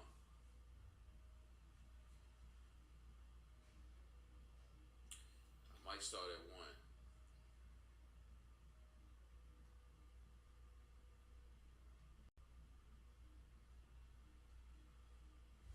Let's start at verse two. All right. Ecclesiasticus 28 and verse 2. All right. Forgive thy neighbor the hurt that he have done unto thee. Just like we was talking about. You know what I mean? Somebody hits you. It's because they hurt. That Christ used that metaphor because it's like somebody hurt you. You know what I mean? Somebody hurt you one time. You know what I mean? And now what you want to do is you want to give them the opportunity to not hurt you again. You know what I mean? And the sister ain't grow up with her father. You know what I mean? And she's heard nothing but awful and evil things about her father her whole life. You know what I mean? She finally gets reconnected with that man, her father, in the future when she's older. She's much older. She's an older woman. You know what I mean? Should she hold all that resentment in and cut him off and be like he doesn't deserve my love. He doesn't deserve to talk to me. No, sis, you know what you want to do? You want to turn him the other cheek also. You understand? Turn him and give him the opportunity not to hurt you. All right? Give him the opportunity so he doesn't hurt you. All right? But let's read on. Forgive thy neighbor. We know your neighbor is your brother. When I say your brother, I'm talking about your neighbor. Your brother being gotta be of them 12 tribes, black, Hispanic, or Native Indian. Alright, this ain't just talking about Joe Schmo up the block or nothing like that. I mean, your neighbor is the same people that is living with you in the projects. Them blacks and Hispanics that living with you in that projects. You know what I mean? Them blacks and Hispanics that's getting pulled over and shot dead in the street by the police. You know what I mean? The blacks and Hispanics whose community is getting flooded with guns and drugs by the CIA, the government. You know what I mean? That's who your brother and sister is. Alright? Forgive thy neighbor. Forgive that brother or that sister. Alright? The the hurt that he have done unto thee. The hurt that they did unto you. However they hurt you. Whatever they did that hurt you specifically. Alright? You forgive them of that. So shall thy sins also so shall thy sins also be forgiven when thou prayest. You know what I mean? Like you praying for forgiveness. Like we said, like I was saying, you know what I mean? You say the Lord's Prayer. You say the Lord's Prayer every night or what have you. You know what I mean? You about to go to sleep, you drop to your knees, you say the Lord's Prayer, forgive us our debtors, we forgive our debtors. You know what I mean? That's what we saying. But if you still holding resentment, you know what I mean, because your father wasn't in your life. You know what I mean? If you still holding resentment, you know what I mean, for something that somebody said to you, or something that somebody did to you, whatever they may have did to you. Somebody supposedly cheated on you, a man cheated on you, or something like that. You know what I mean? If you don't forgive him, you know what I mean?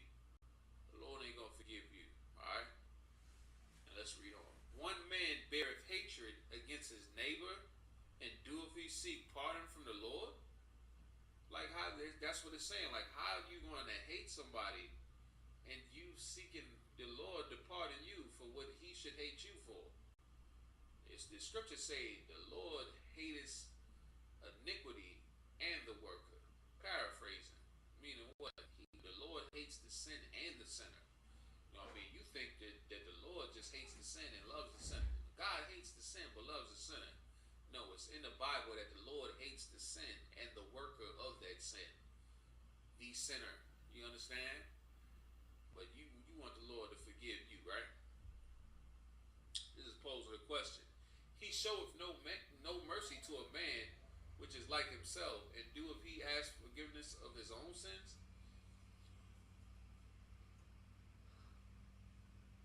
Shalakia. We the same in that regard. We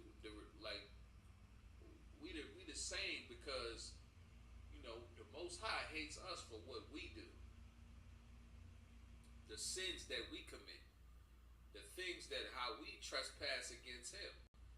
You know what I mean? You don't show no mercy to somebody that trespass against you. You know what I mean? But yet you asking for forgiveness from the Most High. You know what I mean? It's disrespectful. Let's read on. If he that is but flesh nourish, oh hold on, let me see. So drop down.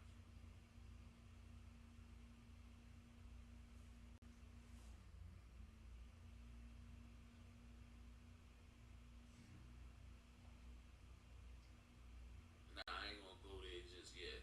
I'm not gonna go there just yet. So, but I will go to verse 6. Let's go to verse 6. Alright. Remember thy end, and let enmity cease. Remember corruption and death, and abide in the commandments. Alright? Remember the commandments, and bear no malice to thy neighbor. You know what I mean? Remember the commandments and bear no malice to thy neighbor. That's what we read about in Leviticus, the 19th chapter. You know what I mean? Not hating your brother in your heart. You know what I mean? But in any wise rebuking him. Go ahead and correcting him. Alright? Remember the covenant of the highest and wink at ignorance. You know what I mean? Remember the covenant of the Most High, man. And wink at ignorance, man. So the Lord winks at your ignorance. You know what I mean? But remember the covenant of the Most High. At one time, the Most High cut off the nation of Israel. You know what I mean? Christ came and He died, so that way we could come back to the Most High. You know what I mean? The nation of Israel could come back to the Lord because Christ came, a perfect brother. Shalakia died, a brother without blemish, without spot, that was perfect in the sight of the Most High, who the Most High approved of. You know what I mean? He died for our nation, so that way we could come back to the Lord. You know what I mean? When at one time we didn't have no communication with the Most High, and He let us fend for ourselves. All right, and wink at ignorance. You know what I'm saying? Like remember that. I mean, the Lord cut us off, and yet and still Christ died for us. You know what I mean? Although we was, drug abusers and then the witchcraft and all types of sorcery and idol worship and you know what I mean, it's just straight lawless lifestyles. You know what I mean? It was into all of that.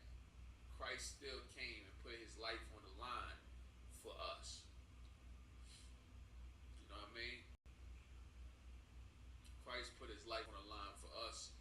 The Most High, you know what I mean, accepted His sacrifice.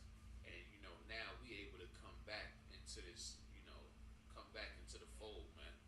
Alright, so let's read on. No sweat. Alright.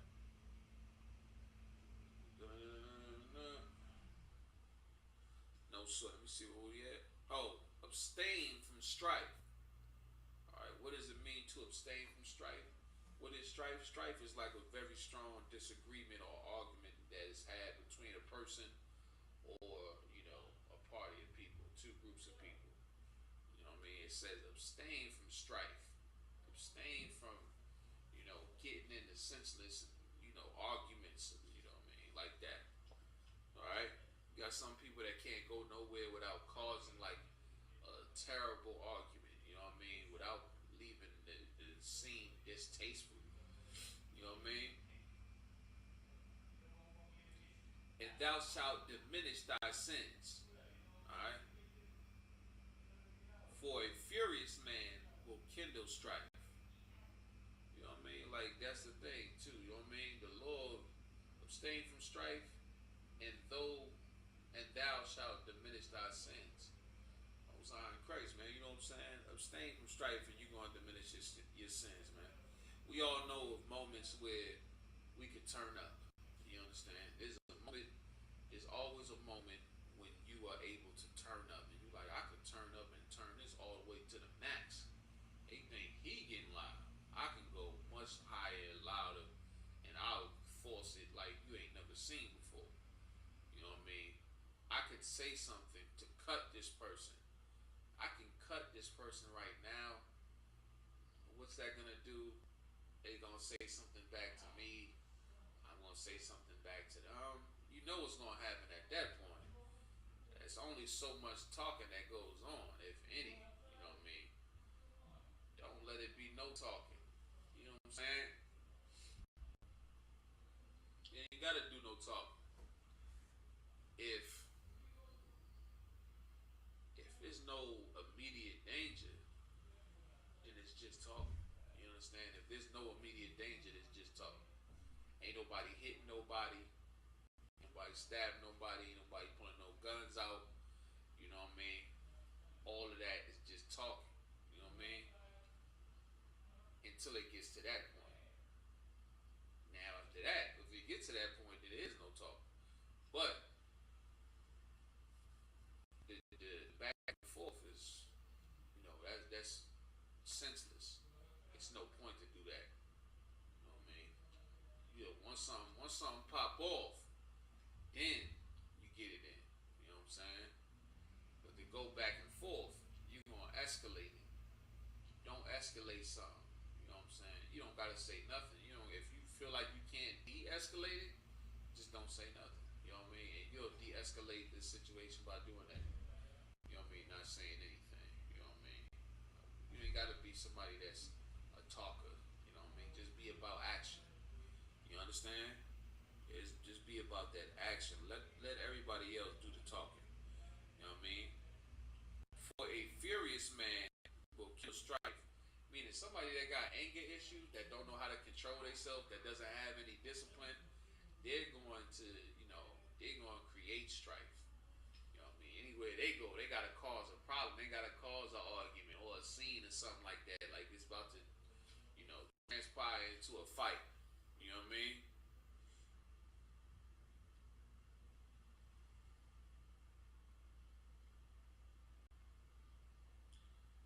You know what I mean? Hold on one second. Con. You know what I mean? A furious man, so like, for a furious man will kindle strife. That's a furious man gonna do it. You know why he wanna do that? Only reason why he wanna try to stir something up is because he wanna fight. He wanna get into a fight. And that's how it's gonna happen.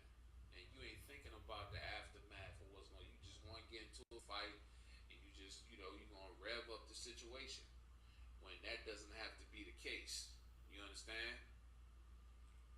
It doesn't have to be the case. But let me just get one thing real quick. We'll make sure I got that. I'm gonna read the next joint. All right. Let me get this real quick.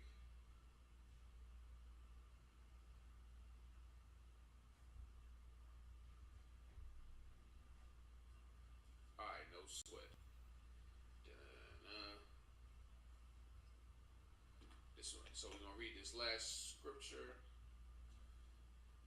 Oh, a little more than that. A little more than that. Salakia. Abstain from strife, and thou shalt diminish thy sins, for a furious man will kindle strife. A sinful man disquieteth friends, and maketh debate among them that be at peace. You know what I mean? So, what does it mean to disquiet it? You see, what does it mean to, what does it say? It says, a sinful man disquieteth friends. You understand? Now, what does that mean? To disquieteth friends, meaning, you know, you amongst all your friends, and you got that one cat that gotta just disquiet it. You know what I mean? Something that's unpleasant to this cat. You know what I mean? And because he has this, you know, uncomfortableness with peace, he has to disrupt it or remove it. I mean, everybody could be having a good time and just a peaceful time, and he has to.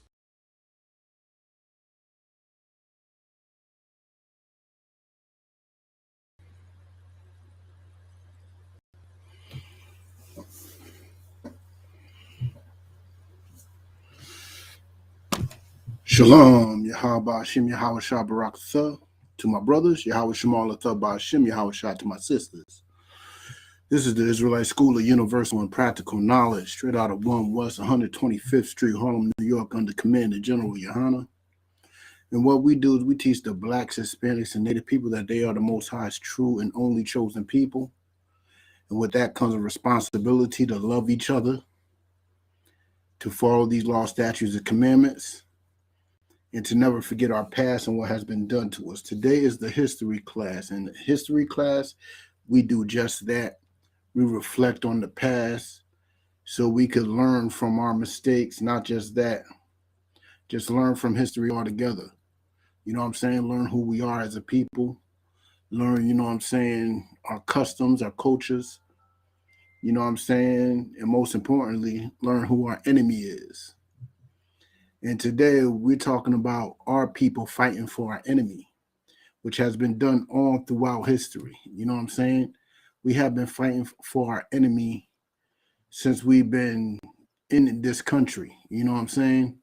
We have been fighting for our enemies, even against each other. And that's about as horrible and as evil as it gets. You know what I'm saying? But we're going to start off with Zephaniah 2:1. Matter of fact, let me pop that up in here. If you're on TikTok and you want to see the scriptures, just go over to the YouTube. And YouTube, we under Boston No Cowards. Boston No Cowards is one word. All right. But let me put it up in here.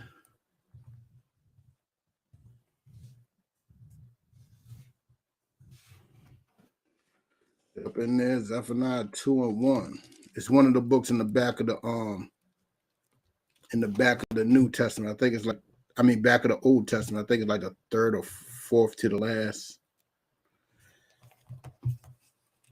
It's one of those real small books, you know what I'm saying? But Zephaniah 2:1 says, gather yourselves together. Yea, gather together, O nation not desired. The Bible straight up tells us to gather ourselves together. You know what I'm saying? It tells us to love each other. It tells us to join each other. It doesn't tell us to join our enemies. You know what I'm saying? Joining our enemies has always been our issue in life. We've been doing it all throughout history, all throughout the biblical history, all throughout modern day history, even today. Like, we see what's going on in the news. It's a beautiful thing what's going on in the news. Observe it. What's going on in the news is glorious and great. All right? Let me tell you that. Our enemy are at war with each other. This is biblical prophecy. This is World War III about to be kicked off. It's a beautiful thing. Problem is, we got a lot of our people that's in the military right now, and a lot of people rushing to join for some type of honor, respect, and hope of of approval from our enemies and, hopefully get a step up on life. And fighting for our enemy only leads to our death. You know what I'm saying? But this is history class, and we're going to get into a little bit of history, but I'm going to read that scripture from the top again. Gather yourselves together, yea, gather together, O nation, not desired. Who is that nation not desired? Now remember, this is talking to a nation for one. That's the first thing that you got to notice. The first thing you should notice that it says, O nation. This ain't old world. This ain't everybody. This ain't nations. It's one nation that got to gather themselves together. Mainly because they are not the nation that's desired. They are not desired by anybody. Everybody hates this nation. Blacks, Hispanics, and Natives are the most hated people on this planet. Most hated. That's why we're getting pulled over by the cops and shot down. You don't see that happening with any other nation. You know what I'm saying? When America was at war with Iraq and Iran and the terrorists, you ain't see one Arab get shot by the cops and killed by the cops. And the cops end up walking away. You ain't see that one. But you do see us, it happening to us because we're not a nation that is desired. You know what I'm saying? We are not respected. We are not admired. We are the bottom of the barrel right now. And it's mainly because we are not together. And the Most High is telling us to gather together. Yes, gather together. Because that is the answer to a lot of our problems. It's us coming together. You know what I'm saying? But let's get into a little history real quick.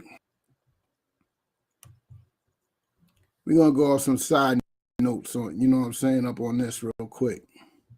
I don't know how good your vision is. But let's start with like one of the first wars in America. No, let's see. Who remembers Crispus Attucks? Who knows who Crispus Attucks is? Crispus Attucks is a shining example on this is Massachusetts too. This is Massachusetts history. Crispus Attucks is a shining example of what not to do. Crispus Attucks decided to go out because Crispus Attucks, he was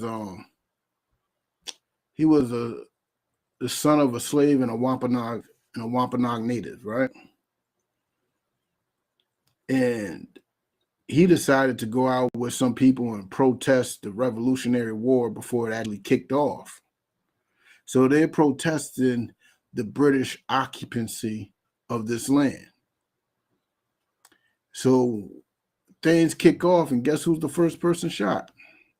Guess who's the first fatality of a war that really had nothing to do with him? His people are still slaves on both sides. The Wampanoag and the Negro are still slaves, but you want to protest the occupancy because you got a little bit of liberation. You think that you can go hand in hand with these people like they love you, and you fighting for their causes on their side. You know what I'm saying? And next thing you know, you're the first victim. See, that's why you should not be joining your nation's military. You should not be joining your enemy's fights or causes. You don't do it. It doesn't benefit you, but it is a detriment to you. You know what I'm saying? But we're going to get into this history real quick. And if you got any questions, I repeat, if you have any questions, just type them in the chat. You know what I'm saying? Any questions? Shalom, Yahweh Hashem, Yahweh Shabarakatah. Going on in the Shah. But if you got any questions, just type them on in. You know what I'm saying? We're going to get with it. I know y'all in the YouTube can't see my screen share. I mean, not in the YouTube. Y'all in the TikTok can't see my screen share. So if you want to see it, you go to Facebook or you go to YouTube, look up Isupk Boston or Boston No Cowards, and it'll pop right up. You know what I'm saying? You'll see exactly what everybody else is seeing, but I'm going to read it out loud anyway. You know what I'm saying? Okay, we're going to talk about a quick synopsis on the British War, Black people being in the British War. We're going to talk about it right here. Then we're going to go into a little bit on in debt You know what I'm saying? Revolutionary War. Right here. African Americans, both as slaves and free men, served on both sides of the Revolutionary War. So we was on both sides. We were on the British side and we was on the colony side. And guess what happened? We had to fight each other over two oppressors that did not want to give us freedom. Gary Nash reported that recent research concludes there were about 9,000 Black soldiers who served on the American side. So there was 9,000 of us. Counting the Continental Army and Navy, state militia units, as well as privateers, wagoners in the Army, servants, officers, and spies. We also were spies too. Ray Raphael notes that while thousands did join the Loyalist cause, a far larger number, free as well as slave, tried to further their interests by siding with the Patriots. You know what I'm saying? What was their interest? Their interest was to get free, but guess what? That interest never came true. You know what I'm saying? But let's get to this. Let's get to this other history.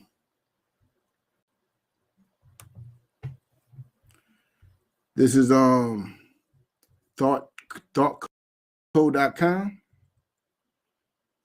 You know what I'm saying? It's a pretty site. Y'all should check it out. But it's an article by Patty Wigington.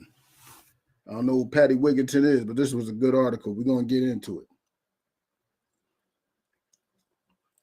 Throughout American history, from the colonial period onward, people of African descent were played a crucial role in the fight for this country's independence. Like, we put it like this. If we wasn't, look, the scriptures say we're the salt of the earth, right? Black, Hispanics, and natives are literally the salt of the earth. The scripture says that, right? Shalom, Mark. Shalom. The scripture says that we're the salt of the earth. And without salt, you know what I'm saying? With the world loads savor and all that. So us fighting in the American's army, we played a pivotal role in every war that America been in. So without us being in their military, what would have happened to America? There's a good chance America would not be here. America would have lost every war it's been in. It would not be the superpower that we know it to be today. So now that this third world war is coming, should we join that military? Should we fight for America? Fight for the Ukrainian people? Should we do it? Nah. Because they for sure ain't fighting for us. They ain't fight for those Haitian brothers and sisters that was on the other side of the border because their land just can't stay stable. So they wanted a little stability, and that's what they got kicked out. They won't let them cross the border. I bet you they'll let some Ukrainians in though. Remember what they did to the Mexican children? Had them locked in cages with foil sheets on. You know what I'm saying? Who knows what type of atrocities would happen to those children? I wouldn't be surprised about all the molestations and rapes that probably happened there. See, the only people that care about our people is the men and sisters of the ISUPK. Nobody else do. That's why I'm on here right now telling you, do not join the military. And I'm telling you it for a specific reason. You know what I'm saying? Matter of fact, let's go to another scripture. Shalom. Young man Quan. Shalom. Shalom, young man Quan. What's popping, huh? We're gonna go to another scripture real quick. We're gonna go to Revelations 18:4.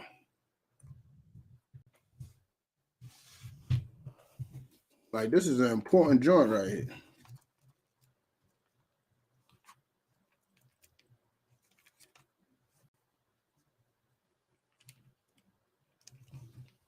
I don't want too far.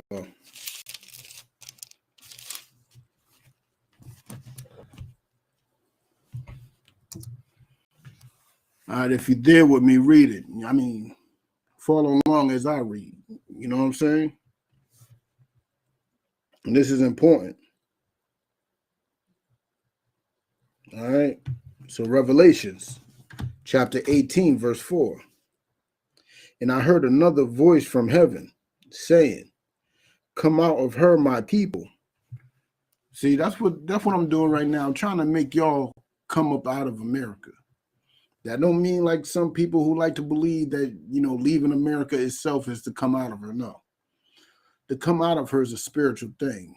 Get your ways and your spirits out of this American dream, out of this, democratic system. Stop thinking that you're American. Stop thinking that this country actually cares about you in some way, shape, form, or fashion. Stop being a politician, thinking that you're going to change things for the better for your people. Stop being a cop, thinking that you're going to beat the system from the inside. It's not going to happen. You're going to fall victim to the system. You're going to end up getting marked. You know what I'm saying?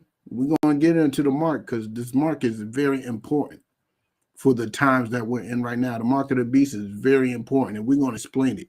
It's not no microchip like many like to believe. No, it's not a microchip. We're going to get into it, though, but let's stick with this right now. Saying, come out of her, my people, that ye be not partakers of her sins. America has sinned. What do I mean by America has sinned? America has touched the Most High's favorite children, abused it, and did more than what he was supposed to do. You know what I'm saying? They put themselves in the seat of the Most High too, had us worship them like they were gods. That's why you got a white Jesus in every grandmama's home right now. If your grandma don't have a white Jesus, believe me, close your eyes right now. Close your eyes and think of Jesus. 9 times out of 10, you seen a white man. And that is a worship that we got to get out of. But come out of her. Come out of that military thinking that you're going to come with a way up. Thinking that's a come up. You're going to join the military. Next thing you know, like, you're going to be dead. Like, I seen a video on TikTok of this sister who's actually stationed in Belarus or Poland. I think it was Belarus right now. Stationed right now. You know what I'm saying? She being a typical Judite, still clowning and everything, but she don't want to be there. She admitted it. She don't want to be there. But she enlisted thinking that's going to be something good for her. Now you're about to go to war. It ain't official yet, but America got a lot of pressure on it. It just sent like mad money, billions of dollars to aid in on the side of the Ukrainians. Billions of dollars. And y'all cats and ADOS is still thinking that y'all gonna get reparations. No reparations coming. No. And if you want reparations, it better be in what was taken from us, which is the blood, sweat, and tears. Anything else is not sufficient. It's not sufficient. It won't be accepted. It'll be taken, but it won't be accepted. You know what I'm saying? For you will not be partakers of her sins, and that ye receive not of her plagues. Like, you see what's going on right now. You see what these plagues that's coming. You got this COVID. COVID is just a plague too, but we got this war that's coming. You know what's another plague? That fervent heat from the nuclear bomb blast. You know what I'm saying? That fervent heat that's going to have blood's melting. Skin just melting off. Just like it melts off like liquid. That's nuclear heat. And that's going to be a plague of the Lord. You know what I'm saying? That's going to be a plague of the Lord. And you want to be so American, so bad as a Black, Hispanic, and Native man. You want to be so American, and you want American approval, and you just want to be loved. Guess what? You're going to have to feel that heat too. Because you're in the way. Most High got a plan for them, and you keep on jumping in the way. Stay out the way. Just stay out the way. it'd be wiser for you to stay out the way. You know what I'm saying? Just stay out the way, and you'll be better off. You know what I'm saying? But you see, Crispus Attucks didn't stay out the way. You know what I'm saying? A lot of these soldiers in the Revolutionary War, they were on the front line. They were basically, they were targets. They were sent out first to see if enemies were around the corner and things. Be careful, man. But let's continue with this history right here.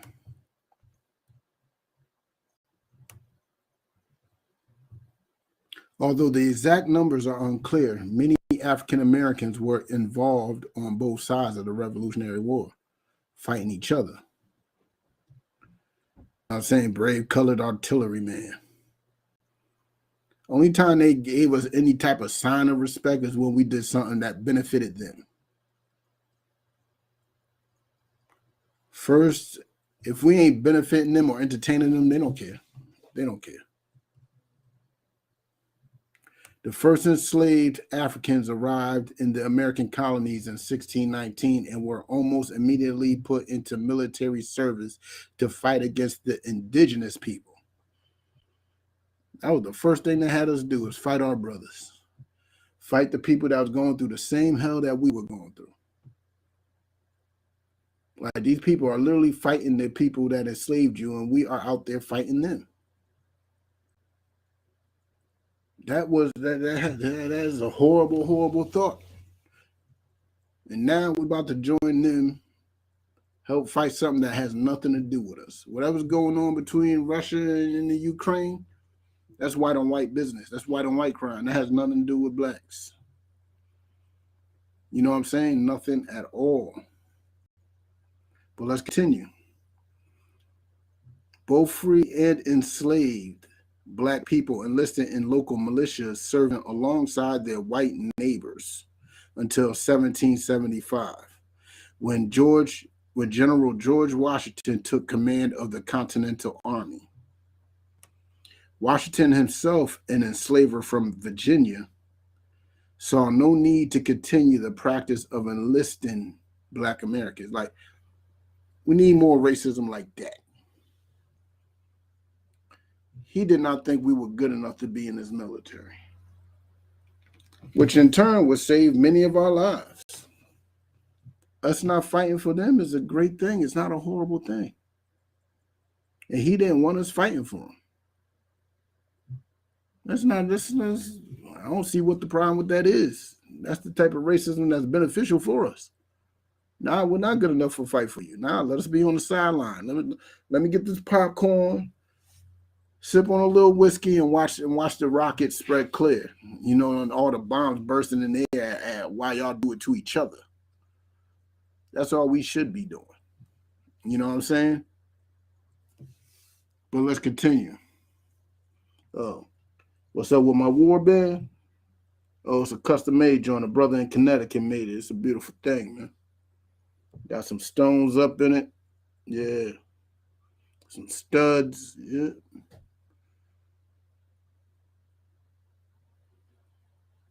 My man said he dropped his recruitment last minute because he woke up. That's right, brother. Because that war would not have been beneficial for you. That was a smart thing to do. Now, next thing you know, you got to do is join the Lord's military, your people's military. Your people do have a military.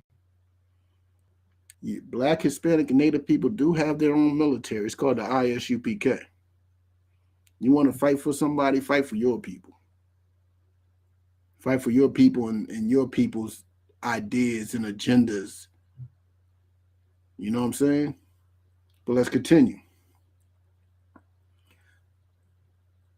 Rather than keeping them in the ranks, he released, through General Horatio Gates, an order in July 1775 saying, "You are not to enlist any deserter from the ministerial British Army, nor any stroller, Negro, or vagabond, or person suspected of being an enemy to the liberty of America."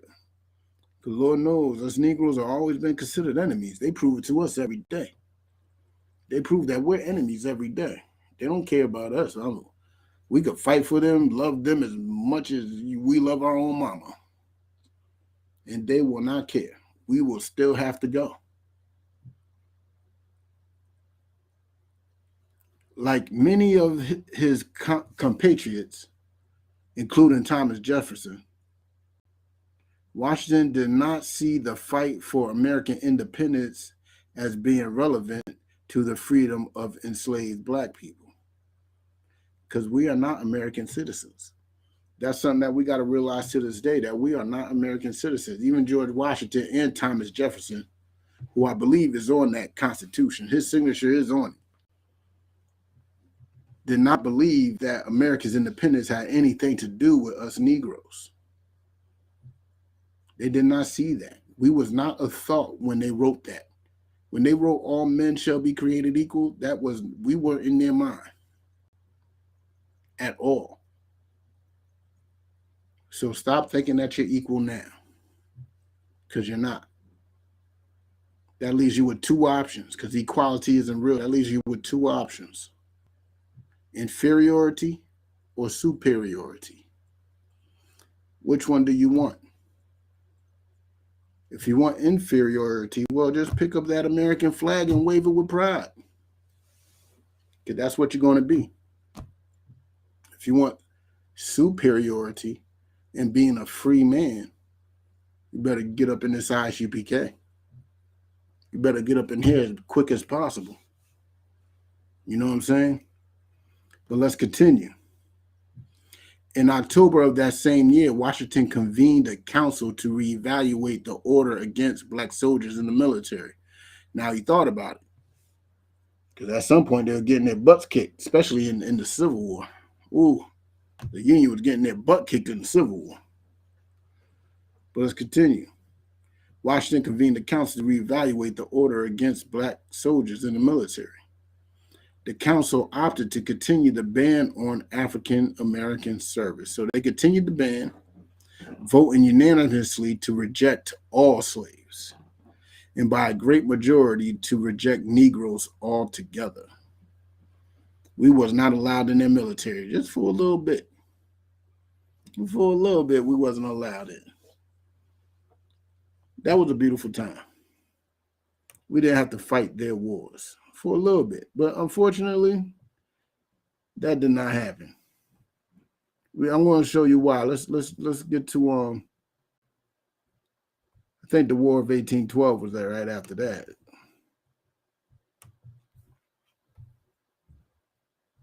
There's the War of 1812 and the War of 1815, which is basically the same war. While celebrating the bicentennial of the war on, oh yeah, this is the griot.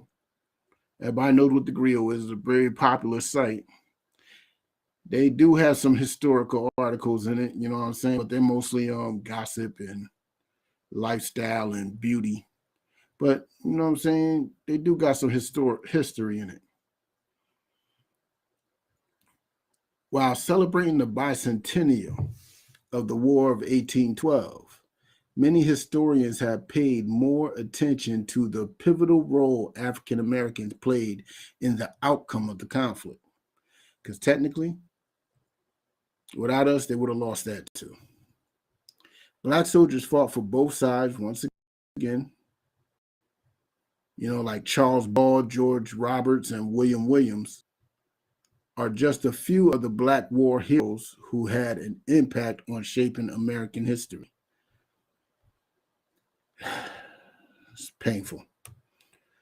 Afro.com reports, for the United States, the War of 1812 was a second war of independence against the British that birthed emblems of American nationalism, such as the national flag, which was actually sewn by a Black woman. We'll get into that later.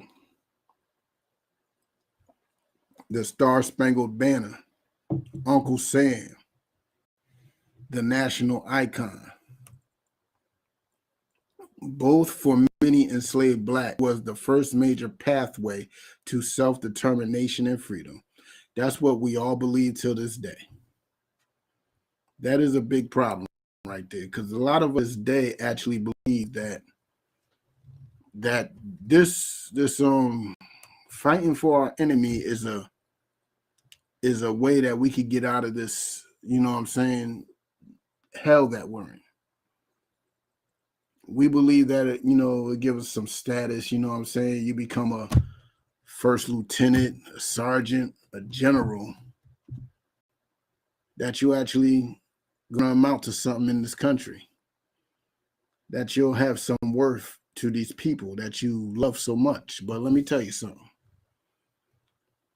A lot of our people go to war for them and come back still slaves, like they did back then. They went to war, they came back in chains. You know what I'm saying? They went to war and they came back to their people being lynched. They went to war, came back, their people, you know what I'm saying, is being oppressed. They came back, they went to war, came back to realize that their people's being shot by police unarmed. You go thinking that something's going to change, but the thing is, it's really selfishness. You just really hoping something changed with you, not for your people. You really just want it to be for you. You know what I'm saying? That's the hell that we're in. But let's get with it. Thousands of blacks, both free and enslaved, together played a significant role in the outcome of the war. Something officials and historians said should be remembered, even as the world recognizes the conflict's bicentennial, which began June 18th. Right? Oh yeah, this article is a few years old. So, Black volunteers in large numbers stepped forward to defend homelands, which paradoxically, if you don't know what paradoxical means, it's like a ironic contradiction. You know what I'm saying? Deprived them of both freedoms for which they fought. Like, we go into their wars, right? Fighting for our enemies' freedoms. We're fighting for our enemies' agendas, thinking that we're going to benefit. No, we don't benefit. We don't benefit at all. None of it benefits us as a people. All we do is just go through the hell that we go through. You know what I'm saying? But let's continue with it.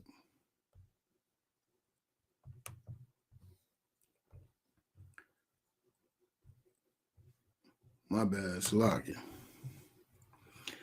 Black volunteers in large numbers stepped forward to defend homelands, which paradoxically deprived them of both freedoms for which they fought, wrote historian Gerard T. Althoff in his book, Amongst My Best Men, African Americans and the War of 1812. In spite of overt prejudice, discrimination, and hatred, African Americans stepped forward to serve, either in a civilian or a military capacity. So even in the War of 1812, a lot of us were basically civilians fighting their war. Something as if you see what they're doing in the Ukraine, they're giving civilians guns and stuff to fight the war, where they're not trained at all. A lot of the African Americans, a lot of our ancestors actually were that, because we weren't allowed to join the ranks, were actually just civilians with guns. And us being civilians with guns did better than a lot of their trained soldiers, than a majority of their trained soldiers. You know what I'm saying?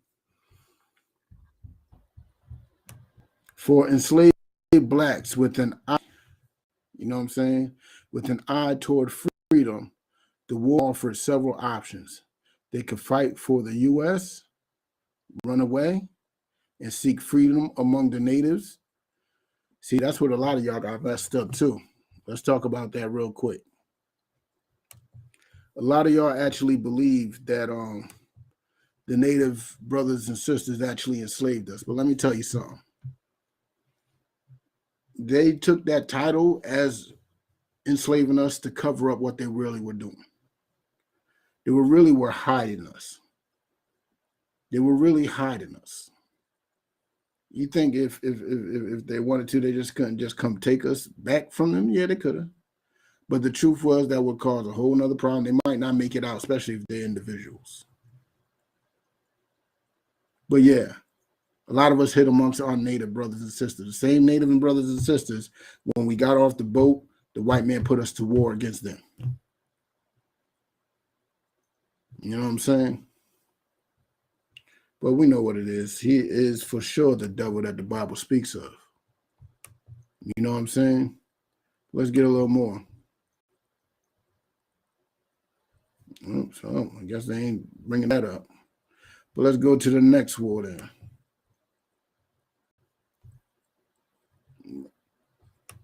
We could go to the war of 1815, but nah, let's go to the war, the next big war, which was the Civil War. This is in history.com. Black Civil War soldiers. You know what I'm saying? On January 1st, 1863, President Abraham Lincoln signed the Emancipation Proclamation. All persons held as slaves within the United States in rebellion against the United States, it declared, shall be then forward and forever free. Which, if we were truly free, they would give us back our names. They would give us back land. They would give us back everything that was taken from us. But we're not free. We're under their rules, laws, and regulations. It's no different from like if you being a grown adult and you moved into your parents' house. You can't do what you want. You're not free in there. First thing your parents are going to say is my house, my rules. As soon as you do something that they are against, they're going to be like, my house, my rules. You don't like it, get out. Same thing. We're not free here. You know what I'm saying? But let's get with it. More than 1 million enslaved people in the loyal border states and in the Union-occupied parts of Louisiana and Virginia were not affected by this proclamation. It also declared that such persons, African Americans, of course, of suitable condition will be received into the armed service of the United States for the first time. Black soldiers could fight for the U.S. military.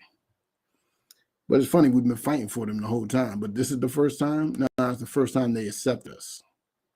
And they were willing to train us, and put us amongst their ranks. But we've been fighting for them the whole time. A white man's war. Black soldiers had fought in the Revolutionary War and unofficially in the War of 1812. But state militias had excluded African Americans since 1792. And U.S. Army had never accepted black soldiers. They still don't accept them. They still don't accept us. You see what's happening to these black and Americans, black and Hispanic brothers and sisters in the military. They end up mysteriously dying. Like Lavina Johnson, Vanessa Giles, you know what I'm saying? They're mysteriously gone with no answers. All right, let's continue. The U.S. Army had never accepted black soldiers. The U.S. Navy, on the other hand, was more progressive. The African Americans had been serving as shipboard firemen, stewards, coal heavers, and even boat pilots since 1861. They say boat pilots for a reason. That means we were driving the boat, but we weren't allowed to be called captains. You know what I'm saying? Did you know 16 black soldiers won the Congressional Medal of Honor? See, that's the problem. That's the problem right there. That's the problem. That's our problem as a people right there, looking for for acceptance, for that acceptance. You know what I'm saying? And that is our problem. But we're going to get into something real quick.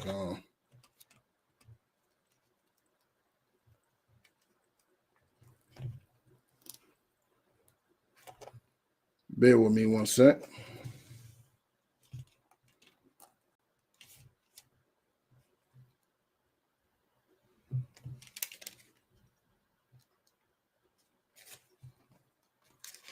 Bear with me 1 sec.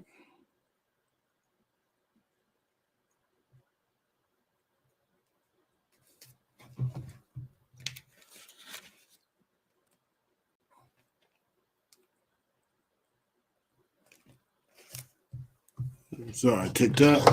I'm gonna have to borrow y'all my phone real quick.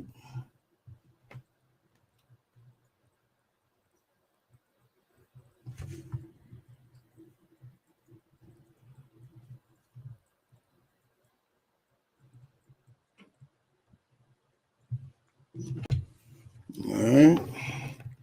We're going to go to Revelations 13 and 16. All right. We're going to talk about this mark real quick.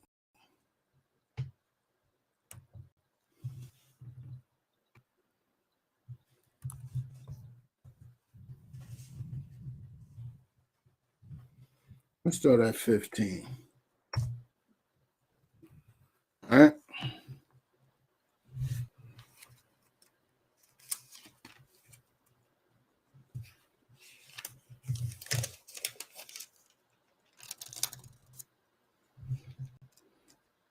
All right, Revelation 13 and 15. Hopefully you're there. If you got it, cool. Follow along with me. Follow along with me. Give you a little clarification on what this mark of the beast is, because it's very important during these times that you understand it. All right.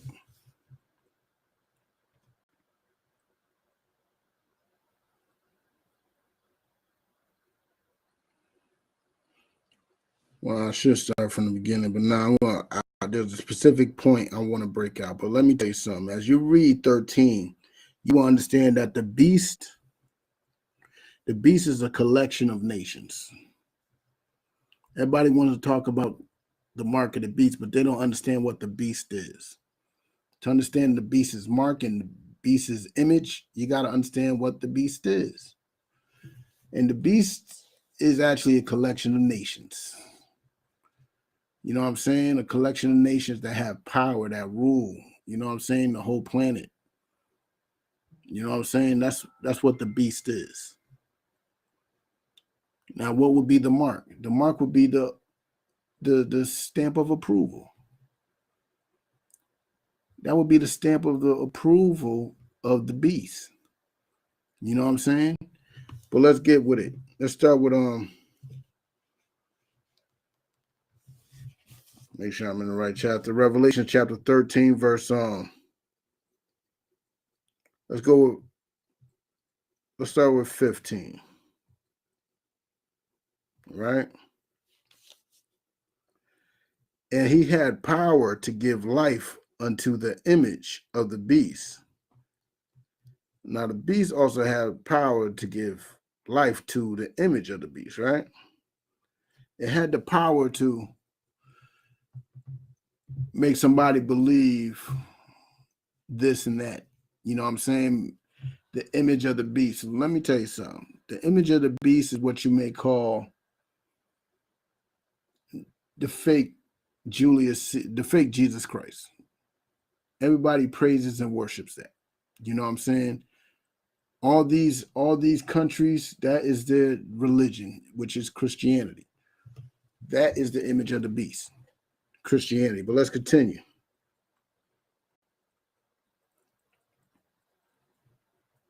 That the image of the beast should both speak and cause that as many would not worship the image of the beast should be killed.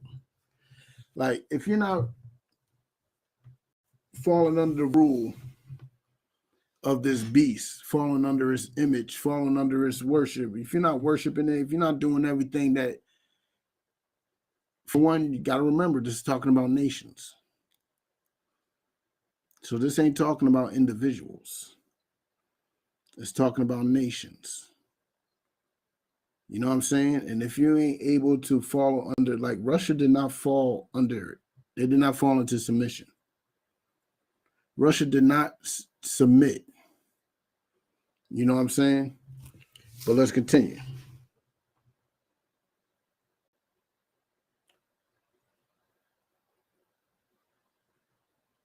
Verse 16. And he causes all, both small and great. Now it's causing all, both small and great. What are you talking about, small and great? Now this could even be brought up all the way up to small countries to even great countries. All, small and great, even to the great individuals of those countries to the smallest individuals of those countries. You know what I'm saying? Let's continue. Rich and poor. Rich countries, poor countries. Rich man, poor man. Free and bond. Free countries, bond countries. Free man, bond man. To receive the mark in their right hand. What does it mean? The mark, remember, the mark is the approval of this beast. It's an approval. And it's put in your hand. That means the work that you are doing with your hands, they approve of. So when you join that U.S. military, they are approving of your work that you are about to do with your hands. So you join that military, you are receiving the mark of the beast. You join that Christian church, you are receiving the mark of the beast. You sell drugs to your people, you are receiving the mark of the beast. You doing what this beast wants you to do, you got that mark right in your right hand. You got that mark right in your right hand. You know what I'm saying? Let's continue. Or in their forehead. What do you mean in their forehead?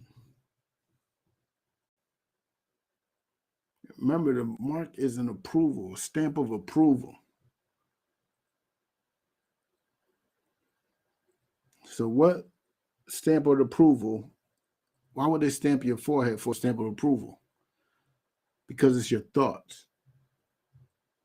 It's your thoughts. If you're thinking about, you know what I'm saying, making an OnlyFans page, you're thinking about leaving your husband, if you're thinking about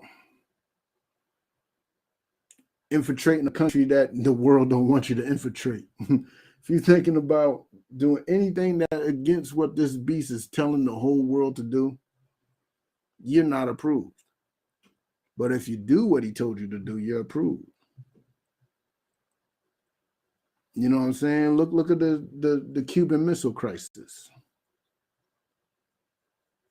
Cuba became allies with Russia, which is prime land, turf, and everything for Russians. The Russians could set up a military base right under America's nose, which is what America wanted to do with the Ukraine, to set up a military base right under Russia's nose. But no, the mark of the beast has power. NATO has power. The UN has power. You know what I'm saying? But let's continue. And that no man might buy or sell. Look, remember, this is about nations. Us as Black, Hispanic, and Natives, as a nation, we don't have no major resources to buy or sell. But look, depending on if these nations have the mark of the beast, the mark could approve if that nation could buy or sell. What is that telling you? What does that sound like is being done to Russia right now?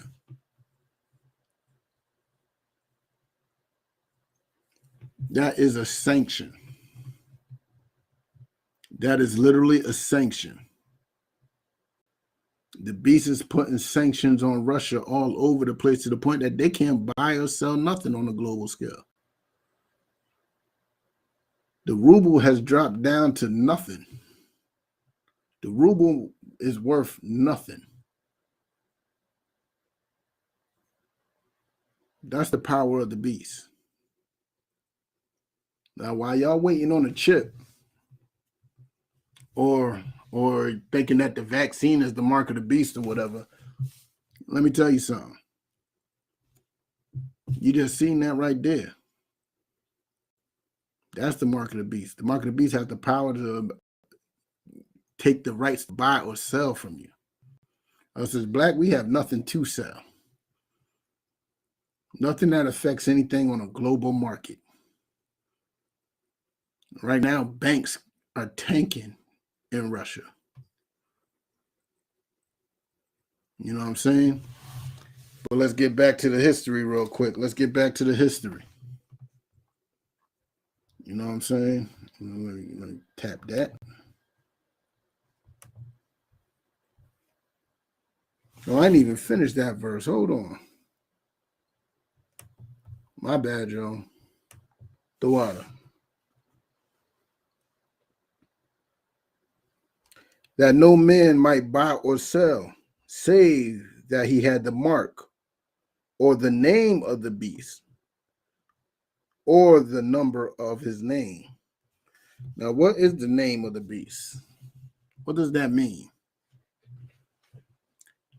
The name of the beast is his reputation, his recognition, his, you know what I'm saying? How may I say it? Like, all right, let me put it in street talk with you, right, real quick.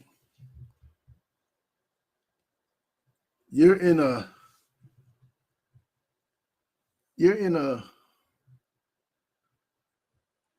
blood territory, right? You know what I'm saying? And let's pretend the Bloods are the beasts of that land, right? You got Pyru, Damu, all that right there, right? And you come, and two different dudes come down, right? You got a dude with a blue bandana, rocking blue from head to toe. How much moves you be able to think that he's gonna rock? He's gonna be able to make in that blood territory. How many moves you think he can make? He probably won't even be able to make it out of there. But if he's wearing the name and repping that 5, if he's garnering that reputation, you know what I'm saying? If he has that red mark on him, that red flag, what moves he be able to do? He'd be able to move comfortably. He'd be able to do what he wants. Because he's part of that reputation. He's part of that click up. Russia's not part of that click up. So Russia can't make moves.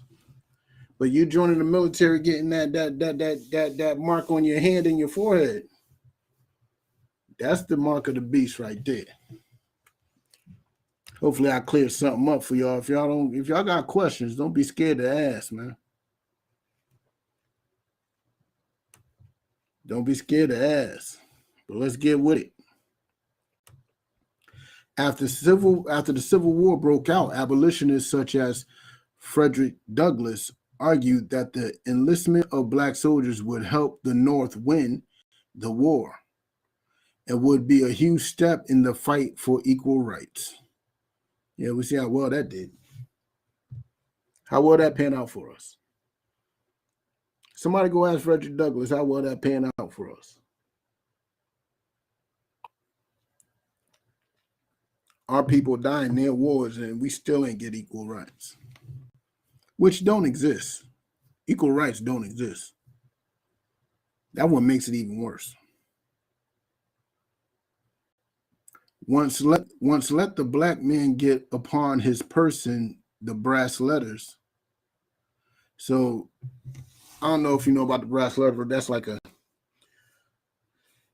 basically the buttons back then were made of brass. It's like the reputation of you being in the military, right? If once a black man gets that, let's see what he has to say. Let him get an eagle on his button and a musket on his shoulder and bullets in his pockets, Douglass said, and there is no power on earth which can deny that he has earned the right to citizenship.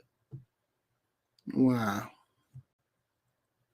Isn't that beautiful, y'all? There's not a power on this earth that can deny it. But let me tell you something. It's being denied to this day. It's being denied to this day. So I guess there is a power that could deny it. There is a power on this earth that can deny it. However, this is just what President Lincoln was afraid of. He worried that arming African Americans, particularly former or escaped slaves, will push the loyal border states to secede. This, in turn, would make it almost impossible for the Union to win the war. See, Lincoln wasn't thinking too bad. He was thinking if you bring slaves, you know, they're slaves. They're going to fight for master. The Second Confiscation of Militia Act. The Second Confiscation and Militia Act of 1862. However, after 2 grueling years of war, President Lincoln began to reconsider his position on black soldiers. The war did not appear to be anywhere near an end, and the Union Army badly needed soldiers. White volunteers were dwindling in numbers, and African Americans were more eager to fight than ever. So let me bust that down very simple for y'all, all right? Let me make it clear for y'all. The Union was getting his butt kicked. So Lincoln was like, oh crap, nobody's volunteering. The South is about this close to winning. I need more soldiers. I don't want these black dudes up in here, but I really got no choice. So he lets us on in. But let's continue. All right.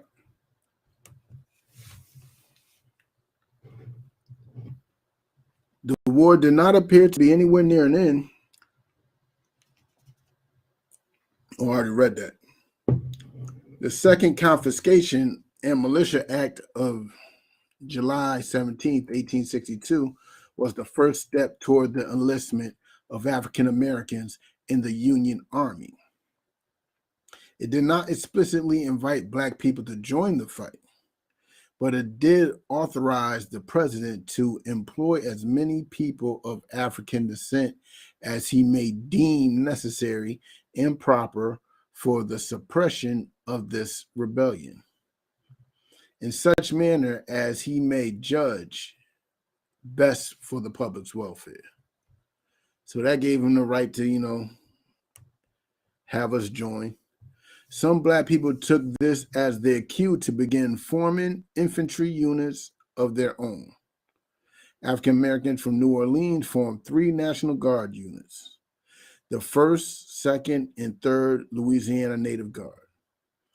These became the 73rd, 74th, and 75th United States Colored Infantry.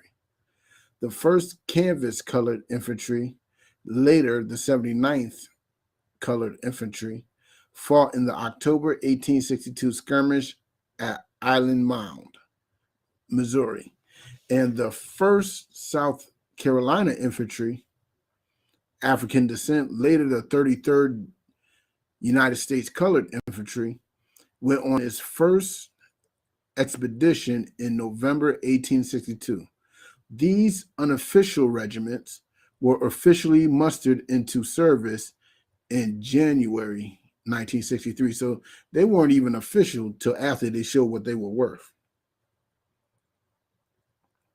You know what I'm saying? They had to put in some work to show what they were worth before they even were official. Now, this one is close to Massachusetts, the 54th Regiment, the very famous Civil War regiment. That's what the what was that movie? Denzel Washington was in it. It's about black military men back in the 80s. I forgot the name of that movie. If y'all know the name, type it on in. But there was a movie in the 80s about the 54th Regiment. You know what I'm saying? It's a good movie too. That's the one you see with Denzel Washington getting whipped in the back and just one tear drops. That's what the movie's famous for. But let's get with it. The 54th Massachusetts. Early in February 1863, the abolitionist governor John A. Andrew of Massachusetts issued the Civil War's first official call for black soldiers. More than 1,000 men responded. They formed the 54th Massachusetts Infantry Regiment, the first black regiment to be raised in the North. Many of the 54th soldiers did not even come from Massachusetts. 1/4 came from slave states, and some came from as far away as Canada and the Caribbean. A lot of you ADOS cats out there. I'm sorry, I got a certain disdain for ADOS because ADOS is literally being ran by a Jewish girl. Literally being ran by a Jewish girl who wants to cause division between Negroes in America and every other Negro on this planet. It's called the American Descendants of Slavery. So if you're a Caribbean, you're not a part of it. If you're Hispanic, you're not a part of it. If you're Native, you're not a part of it. It's only for those who descended from slavery that's in America, which is disgusting. But as you can see, the brothers in the Caribbean actually was with us from the beginning too. But that's something ADOS don't want to talk about because they are being led by a Jewish woman who just happens to have a black mother, and they hang on her word. But that's more division right there. You know what I'm saying? But let's get with it. Okay. All right, there it is. To lead the 54th Massachusetts, Governor Andrew chose a young white officer named Robert Gould Shaw. You know what I'm saying? So you couldn't even lead our own units. On July 18th, 1863, the 54th Massachusetts stormed Fort Wagner, which guarded the port of Charleston in South Carolina. It was the first time in the Civil War that black troops led any infantry attack.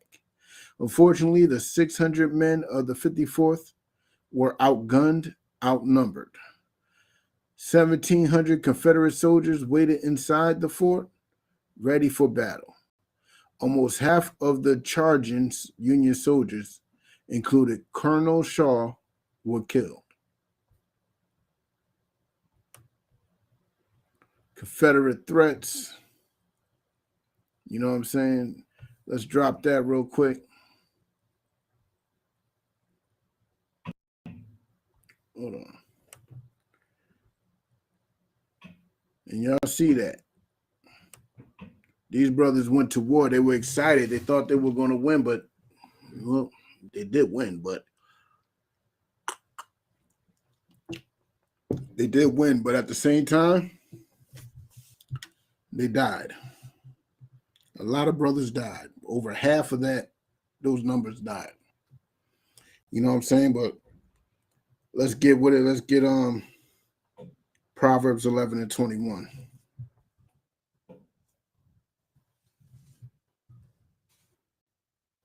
Oh, I didn't mean to do that. My bad.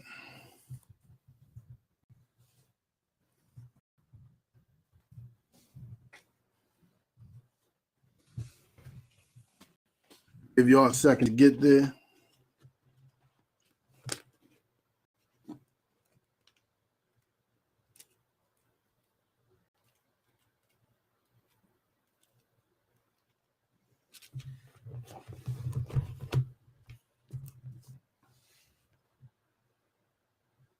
Wow, I spelled proverb. I abbreviated proverb. Wow.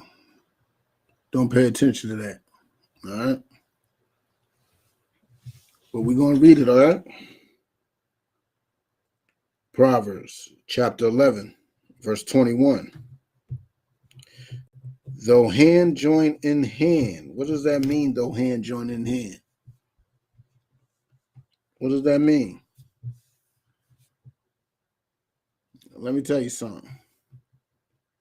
Though hand join in hand, though you are holding hands with somebody that you should not be holding hands to, though hand join in hands, right? Hands are locked together. However you hold hands, so be it. Though hand join in hand, the wicked shall not be unpunished. Though hand join in hand, you might be a good person, good-hearted. You believe everybody should come together and love each other. You know what I'm saying? You believe that everybody has the right to change. You believe love is love. But guess what? You're holding hands with the wicked. Remember, this is bigger than individuals. But you holding hands with the wicked, which is your enemy, which is the same people that oppress you day by day. You're holding hands with them, right? You're holding hands with the wicked. They shall not go unpunished. What does that mean? Holding hands with somebody that is going to get punished. Remember the last verse I read in Revelation, what it was talking about, the 18:4 verse. It wanted you to come out of her. It wanted you to stop holding her hands, so you won't be partakers of his sins. What's partakers of his sins? So you won't be getting the punishment along with them. So you won't be partakers of its plagues. You holding hands with this enemy by joining its military, joining its political system, joining its civil workers, you know what I'm saying, the police department and all that. You think that you are being a good person. I understand. But the Most High has something special for America. The Most High got something special for Great Britain, France. You know what I'm saying? Something special for all the lands of our oppressors that we fight for. The Most High has something special for them. But you holding their hand, you think the Most High going like, hold on, let me try to get around? No, you're going to have to catch that too. You're going to have to catch that heat along with your enemy. All right, so let me roll it back a little bit. Though hand join in hand, the wicked shall not be unpunished, but the seed of the righteous shall be delivered. The Most High going to rip your hand away from them. And if you still refuse, you still hold on too tight, well, you're going to have to catch that. But you see this COVID was the Most High trying to rip our hands, but we ain't listen. We ain't listen.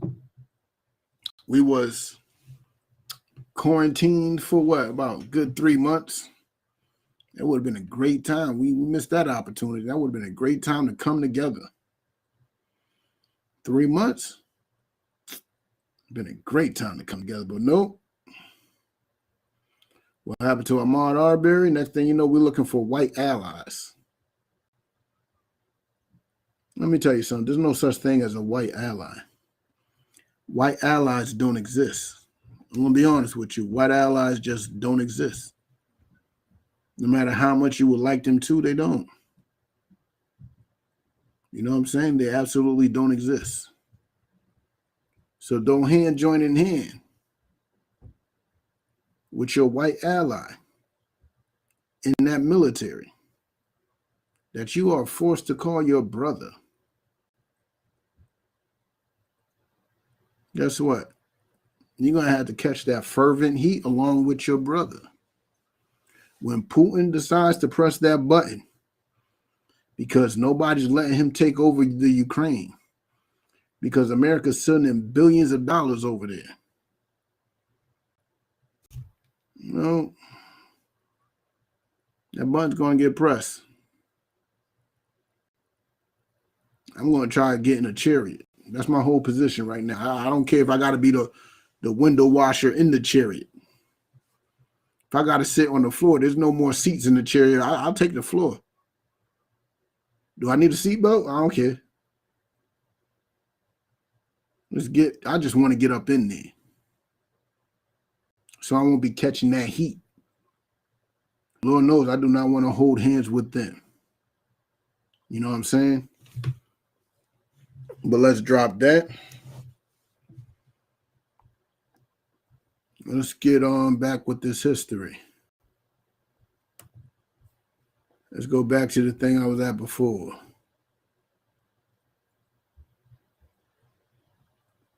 Oh, we can still finish reading this, I guess. Confederate threats. In general, the Union was reluctant to use African American troops in combat. This was partly due to racism, of course. There were many Union officers who believed that black soldiers were not as skilled or as brave as white soldiers were. By this logic, they thought that African Americans were better suited for jobs as carpenters, cooks, guards, scouts, and teamsters. Black soldiers and their officers were also in grave danger. If they were captured in battle, Confederate President Jefferson Davis called the Emancipation Proclamation the most execrable measure in the history of guilty men. We'll have to look that up. Matter of fact, let's look that up now. Slovakia. Look up that word.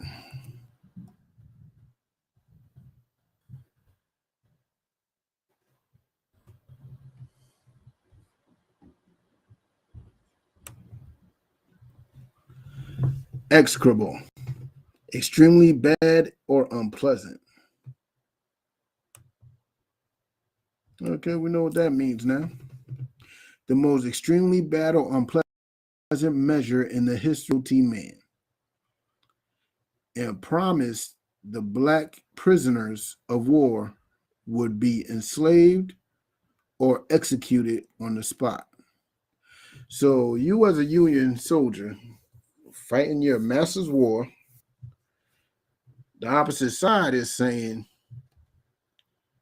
if you're caught, you're not a prisoner of war, you're either going to be a slave again or you're going to be executed immediately. You got two options at that point, either to leave or to fight harder. What do you think we did? What do you think we did? Hold on. Shalom, sir. Yahbashim Yahushua Barakatha. Shalom, Officer McCarvey. Oh, yeah, I mailed that out today. It should be there at your crib at least by tomorrow or the day after, all right? Just letting you know, sir. But let's get with it.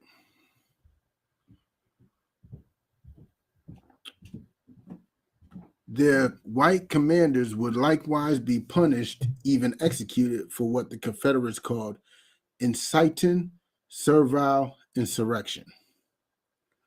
Threats of Union reprisal against Confederate prisoners forced Southern officials to treat black soldiers who had been free before the war somewhat better than they treated black soldiers who were formerly enslaved. But in neither case was the treatment particularly good. Union officials tried to keep their troops out of harm's way as much as possible by keeping most black soldiers away from the front lines.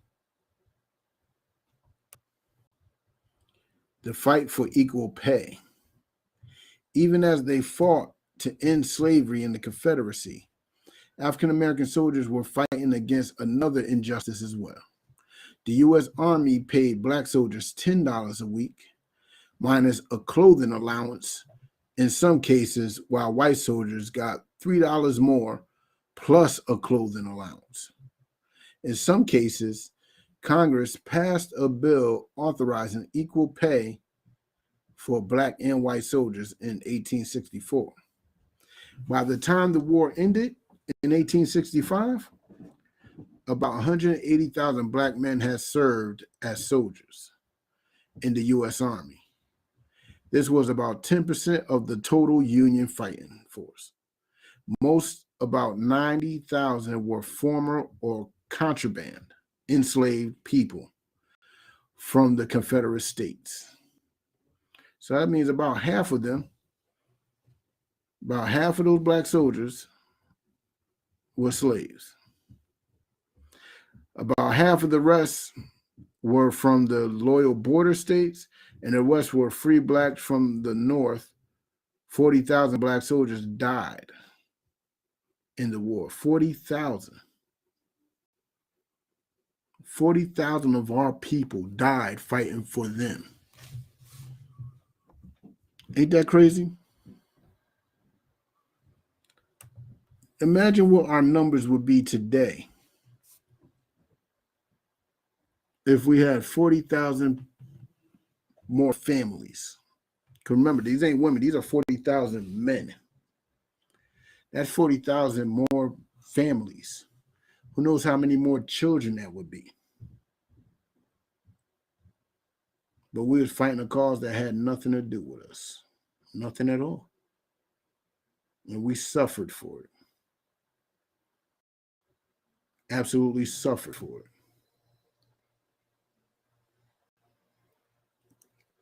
Well, let's get it with it. Let's get with it.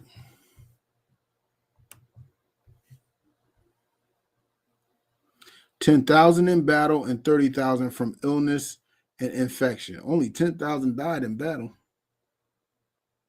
30,000 died from some type of ill disease that they did not want to treat. I'm telling you, they probably had treatments and did not give it to them. Just like they did during Tuskegee experiment. You know what I'm saying? Just like they did with Tuskegee experiment. Well, let's get with it. Let's get back to these little snippets over here.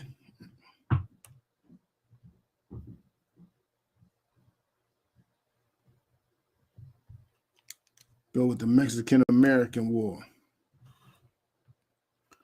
A number of African Americans in the Army during the Mexican-American War were servants of the officers who received government compensation for their services, of their servants or slaves. So we were even still slaves, even up to the Mexican-American War. Also, soldiers